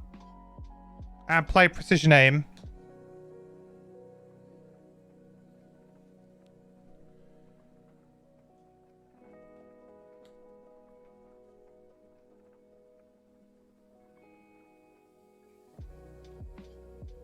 Right, drift. This guy...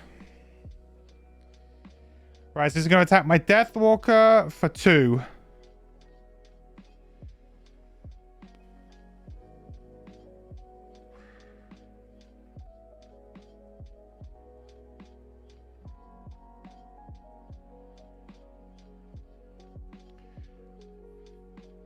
Drifter, also for 2. Oh boy, we needed that one. There it is, ladies and gentlemen, there it is. We're not out of the woods quite yet, but that's a big one. That was like the, if that goes bad. Okay. I see a window. There's a slither through this window now. I need the eels to go late. I mean, if the eels go early, this could be really bad anyway. We should be poisoned as well. I should make sure that because this could affect us on this round. Come on, baby. 23. That's got to be first. That's got to be first. Deathwalker, short rest.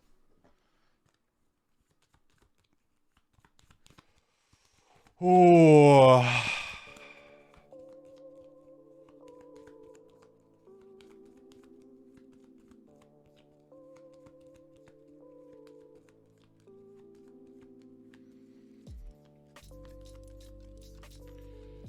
Right. What do we get rid of? Forceful spirits? I think we can probably get rid of forceful spirits because we need the big single target attacks for this guy. Like, he needs to go down and go down hard and fast, and really that's going to be down to the Deathwalker with attack 5s and 6s now.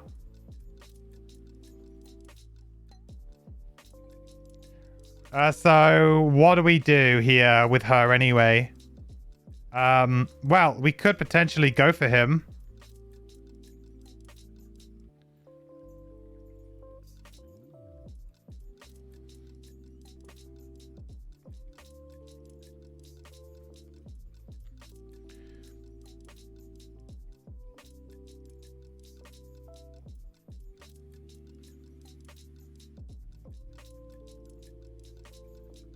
Did I kill one of these?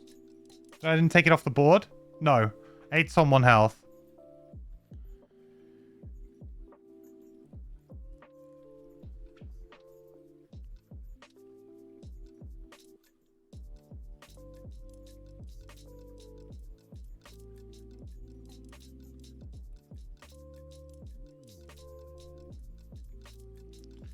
Is the Deathwalker just going to have to man up and just fight this thing?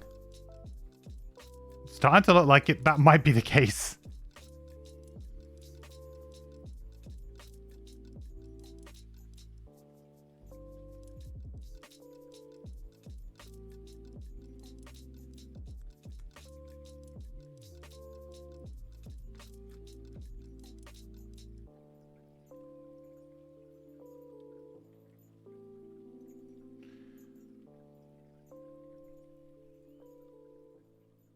Look, no telescope.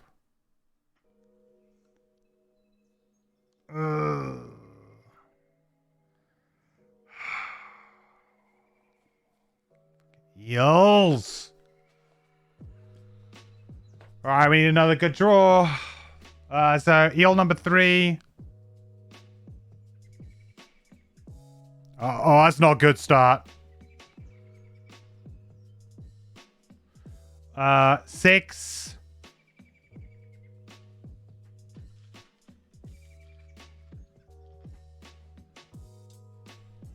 What's the 7 now?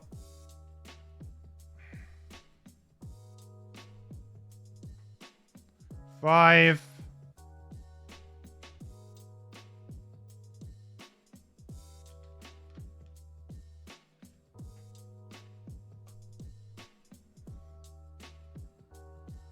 I guess I'll choose that hex. It's unlikely that that hex actually gets done again.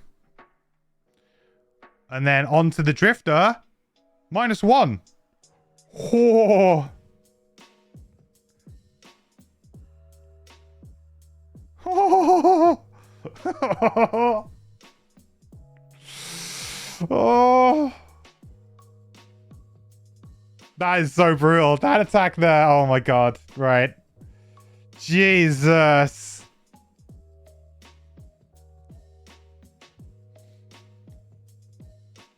It's 10. It's 10. For my setup. It is It's 4 plus 2 times level. So mine's 6 plus 4 is my... So it might have been less for you if you're playing on a lower level of difficulty.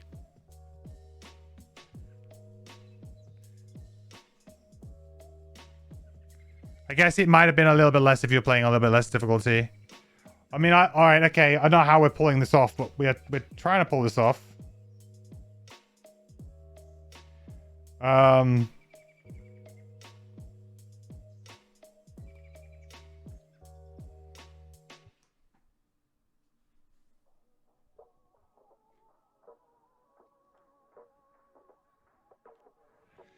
Right, so we're going to move with sustained momentum bar. Then we're going to play Draining Arrows top. So we are going to target...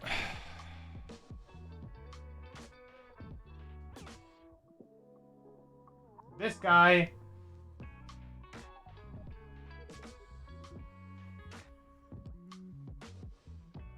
And these two guys. So let's do number 3 first. So there's going to be 3 charges. 1, 2, 3, which nets us 2 XP in the process. So we'll do that first.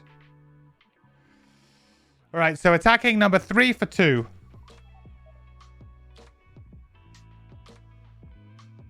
1. And a model. Attacking number 5. Sorry. No, number 6, sorry. For 2. 2. And a model. And then finally number 8. For 2. Oh, you gotta be kidding me. He's got 1 health, dude. 1 freaking health.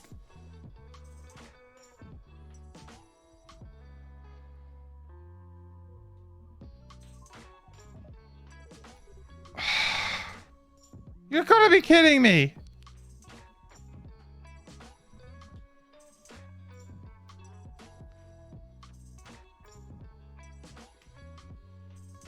That was it. That was like my load as well. Like that was like, if I can kill like one of them, bring the others low, like we're good. Now I'm gonna have to double down on doing that again. Oh, not cool, man. Not cool.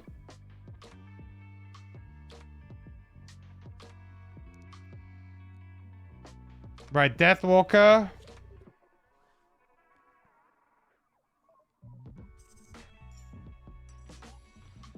We're going to move a shadow to here.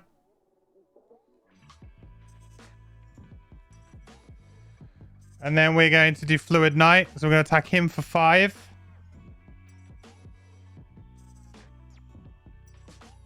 Graying Dark.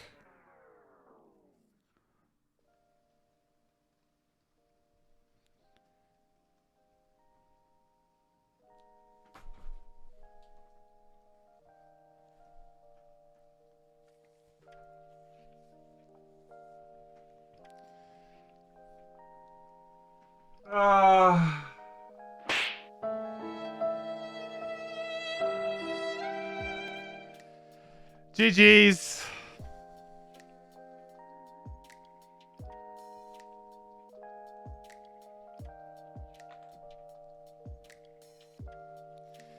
GG's.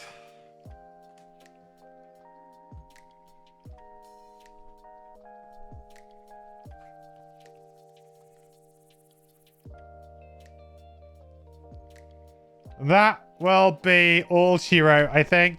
Like, that's like the brutal nail in the coffin. Like, we had the game there we could have taken it.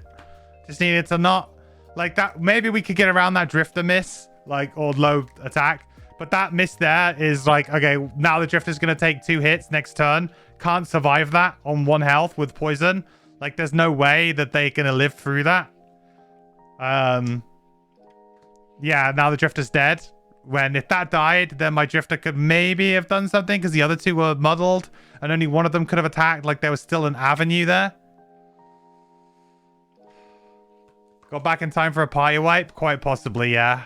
It's not looking good for me now.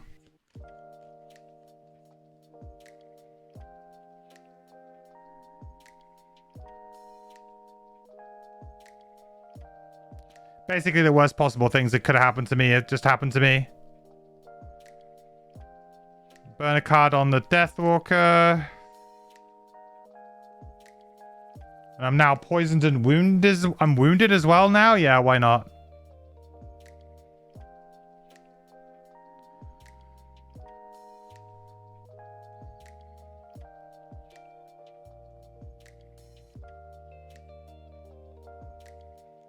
Brutal.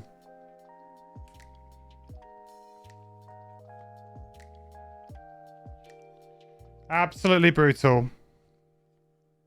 And that's it. That's the game. Oh, man. We were so close to winning this one. We were like turns away. Like one flip, one turn. Like we haven't technically fully lost, but I don't see how. Like even if I was to draw like an absolute god for the next 2 rounds, I would need to like crit twice on the elite. Which I can't do because I've got no cards and I'm wounded. I'm going to be literally, I'm just dead on the Deathwalker. I've got no way of healing outside of long resting. So the only thing I could do here maybe is long rest on the Deathwalker and just hope that he doesn't attack, but he's attacked every single round and he's just shuffled. Absolutely brutal. Well, we'll go into the last round, into this round. We'll see what we can do, but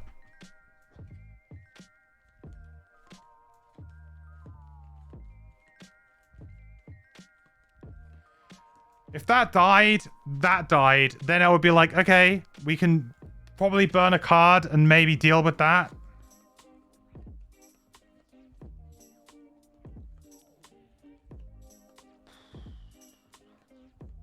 How do I kill the Claw Crusher? There's no way I kill the Claw Crusher. I have no clue how I do it.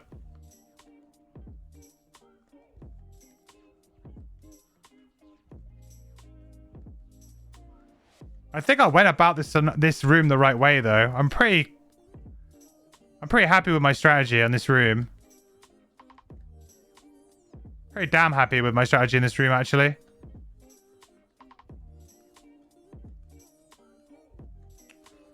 Okay. What's like if I could win, how do I win? If there's only one way to win, what is the path to win? Well, the path to win right now would be to long rest on the... Despite me having 2 cards in hand and only 2 cards in my discard, would be to long rest on the Deathwalker and hope that nothing gets drawn that attacks her. Quite honestly.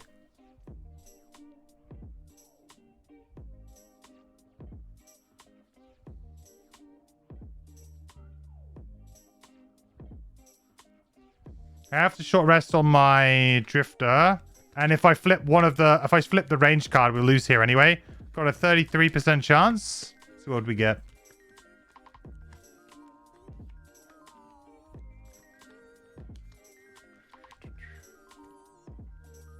Okay, well, it's not that. So that's something.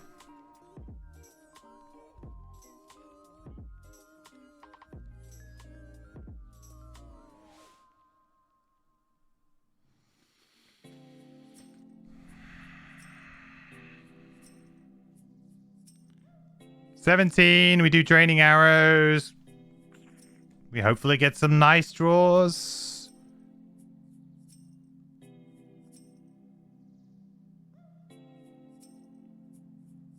But then I've got like no cards in hand. Like I just can't kill the Claw Crusher.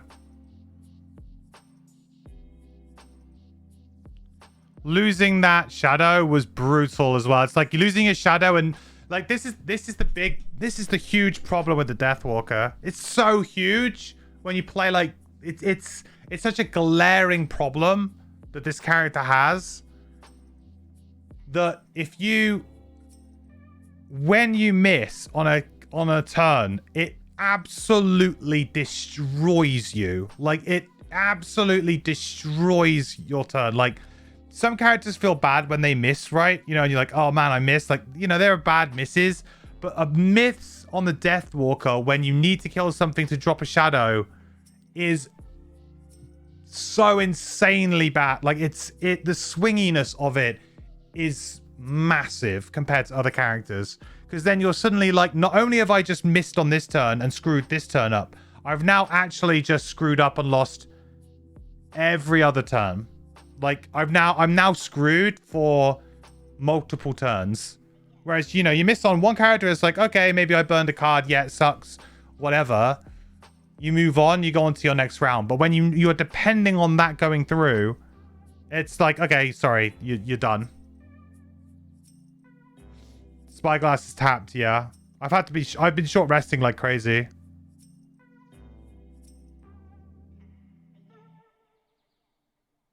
Yeah, I probably would have used the Spyglass if I had it on that last attack, yeah, for sure. But this is the problem with the Deathwalker, man. It's so feast or famine. When it's working and you're hitting it, it feels really good. And when you don't, it just feels like, oh, I've just lost. Like I've got 4 cards in front of me, but none of them do anything. Like none of them. Like I can figure out a way of maybe trying to like tag an enemy to then let my drifter kill it. And then I get a token. But the thing is that I needed it for this round. Like I needed the shadow this round. Like I can't afford to wait another round. I mean, I think I just have to long rest and just hope that he doesn't attack. Like I don't see what other option I have.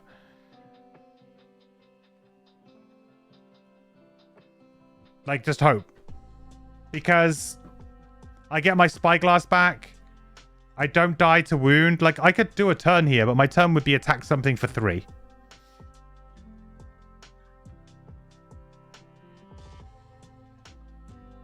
Which, you know, is not bad against the eels, to be fair.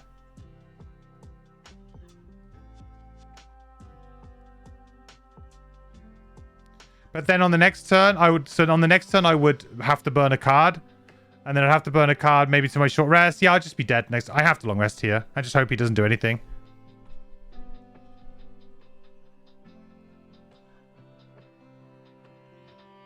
No, surprise, surprise, he attacks again for like the 8th subsequent round.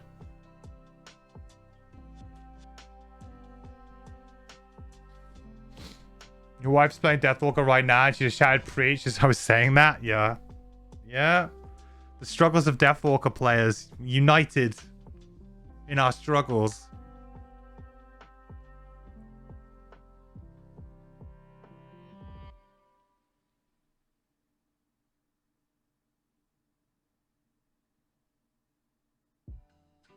I just need to find a way to permanently have advantage, and then the problem goes away. All right. I got some unlucky flips here for sure. Yeah, but you can roll with the punches sometimes. Like, it makes the game interesting. But, yeah, I did really, like... There's been, like, a couple of key turns that have just really not gone my way when I needed them to. And that is often the way with the Gloomhaven, unfortunately. Right, so is my Drifter dead?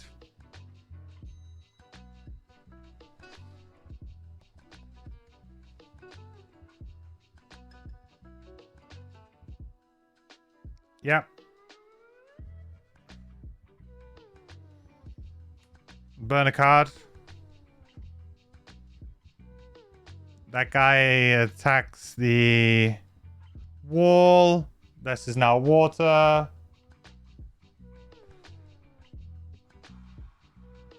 Really what we wanted. Probably should have done the side wall, but I didn't want 2 of them attacking the same thing.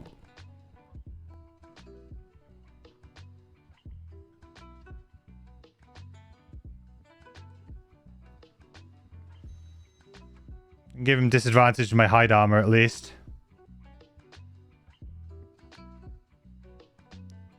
Alright, well we got a turn at least.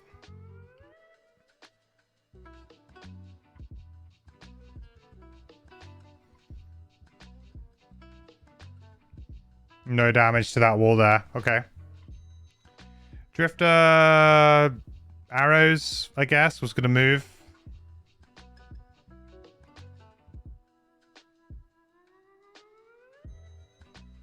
So we'll attack 6, 3, and 5. So 3. So 1, 2, 3. I'm getting 1 XP.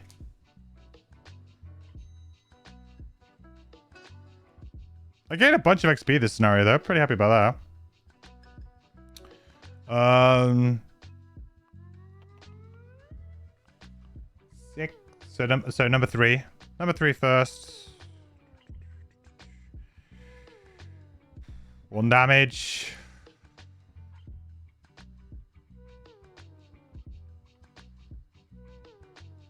5, 2 damage.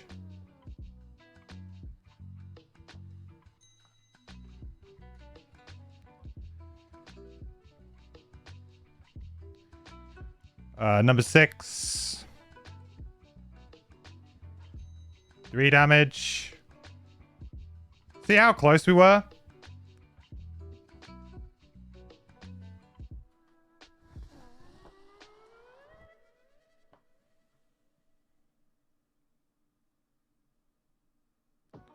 And my Drifter is dead because we only have 2 cards in our discard pile. So we could long rest, but that's all we could do. And then we have to hope that this misses, which it can't miss because our Deathwalker, we already drawn the miss this round. Yeah, Deathwalker is... has to burn a card from their hand.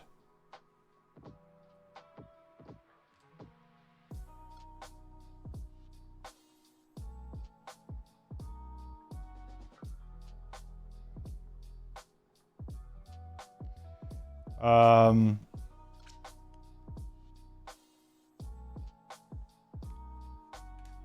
then we've only got 2 cards for the next round. Yeah, we're like so close, but...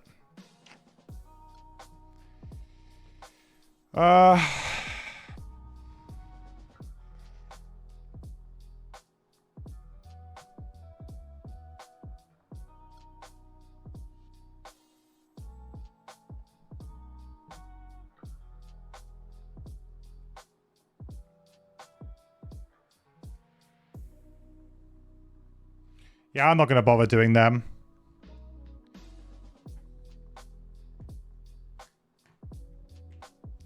I'll just loot these. I know I don't get to keep resources, but I guess I might get gold.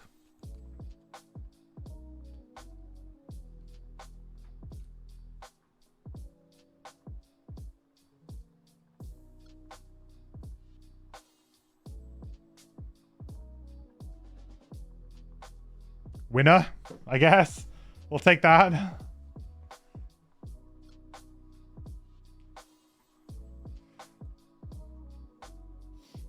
Okay.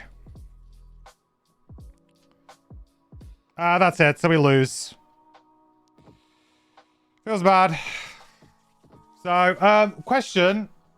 Do we keep the, so on the personal quest for the Drifter, does this still count or not?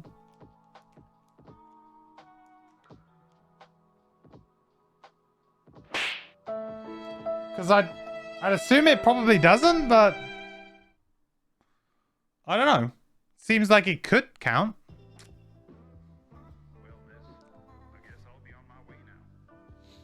For my first round through Ealing Grotto, you did much better than we did, and I'm on +1 difficulty.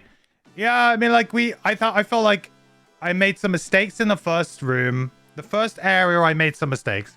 I probably should have just played Eclipse. Like I tried to make Abyss work, but it just did not work. So I think I should have just played Eclipse. And I should have just gone hard at that room. But I got really lucky with the flips in that room. In hindsight, I got really lucky. I think I had like 3 turns of those guys not summoning anything and just moving towards me. I managed to take the fight around the door. Like that is rare. That's got to be quite rare.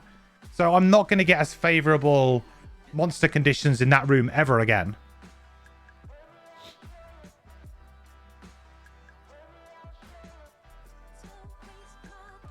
It doesn't say obtain the lumber, it just says loot it. Yeah, fair. I mean, I guess if you're really bad at the game and you keep losing, they need to give you something to do.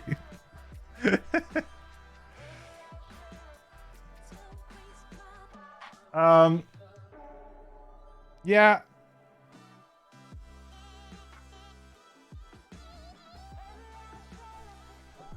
I did very well. Yeah, I mean, you know, I'm never happy when I lose. Just regardless of how well, like, I think I did. I didn't think I did that well. I think I made mistakes in the first room that really compounded the difficulty of the second room. Because I had to go really hard at it, and I didn't get lucky with my flips, sure. But if I'd played a little bit better in the first room, I probably might not have... I might have been able to ride out some of that bad luck at certain times.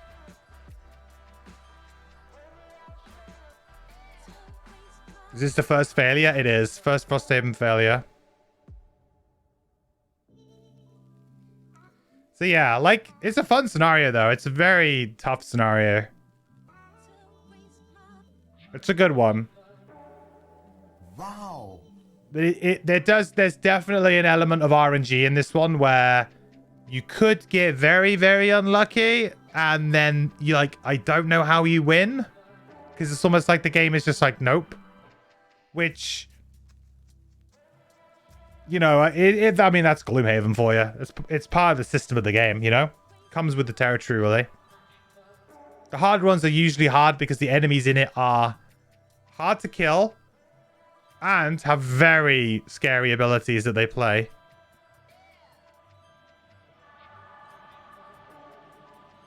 If you know what's going on for the second part, you think you can get a better head start. Yeah, that too, guys. That's a really good call.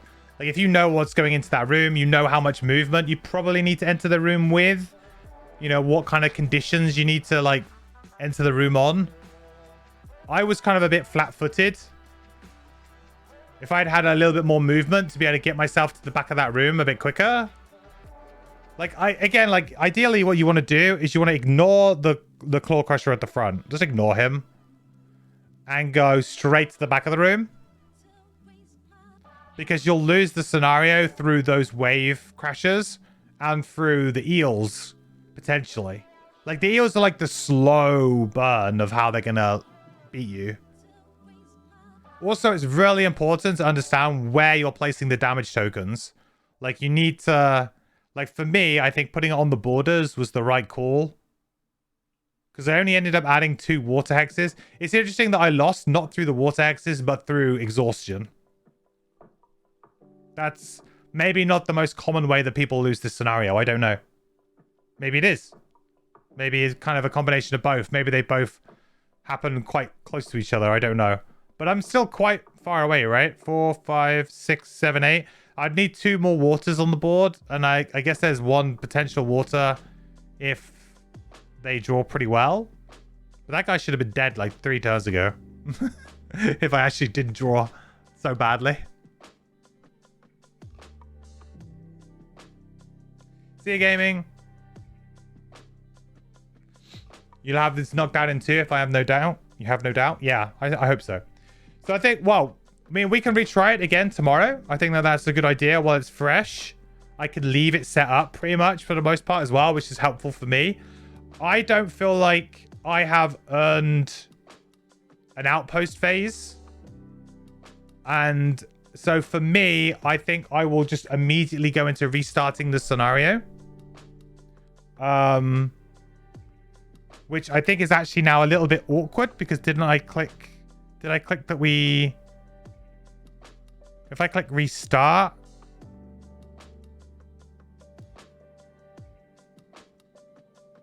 Hopefully that's now wiped everything. Because we shouldn't have any resources, but we should have some gold and some extra XP. Doesn't look like it gave me my XP. Sweet. That's good. I think we had like 11 on the Deathwalker, didn't we? I might have to go back and look at the VOD and just update my spreadsheets tomorrow. I'll look at the VOD tomorrow and I'll put the spreadsheets up. But yeah, what we'll do is we'll probably go straight back into this tomorrow. No outpost phase. We can go straight into it. We know exactly what we got to do. We'll retry it and then hopefully we can finish it fairly quick, get the outpost phase in tomorrow, and then we'll be all set for the next scenario after that. 10-11, you think? Yeah, so do I. I think that was 10-11.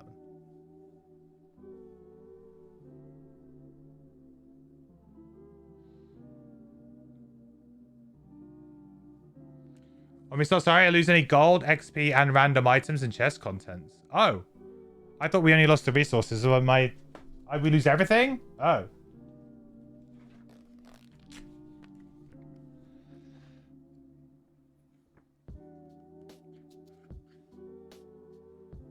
No, it says characters do not gain the resources, but all experience, gold, and treasure gained is kept.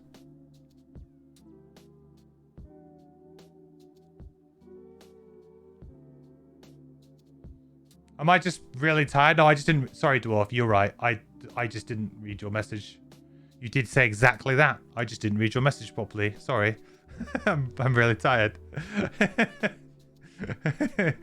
Yeah. Yeah. I was like, huh? Yeah, no, yeah. No, you're right. Sorry. Yeah, I did misread you, yeah. Cool. All right. Well, there we go. That's what we'll do. So we need to get our experience, keep our gold. That's fine. We don't know about whether or not we keep the progress towards the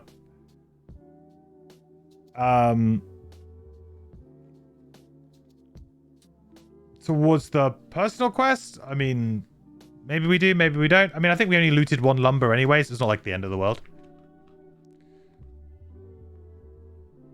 I'm realistically affected by the coral crown pieces, yeah. I feel like I am. Well, first scenario lost. Anyway, first scenario lost, but it's a hard scenario. We're playing on +1, and next time we'll get it. Next time we'll get it, and if anything, this is probably pretty good because I'm sure that. I mean, you guys were talking about it during the time I was playing. It's a hard scenario. You know, a lot of people have had trouble with this scenario. So playing through it a couple of times is probably not a bad shout to really try and understand the strategy of how to win this scenario pretty reliably. So having another crack at it is probably good because ideally the people will be able to watch it and it'll help them out maybe if they're struggling a little bit, if they want to watch the VODs and stuff in the future. I think so. Yeah. Oh, that's the blessing from Jam. Yeah. That's the blessing from. Isaac, at this point, can we get your approval to add an additional attack modifier deck for allies in the digital version?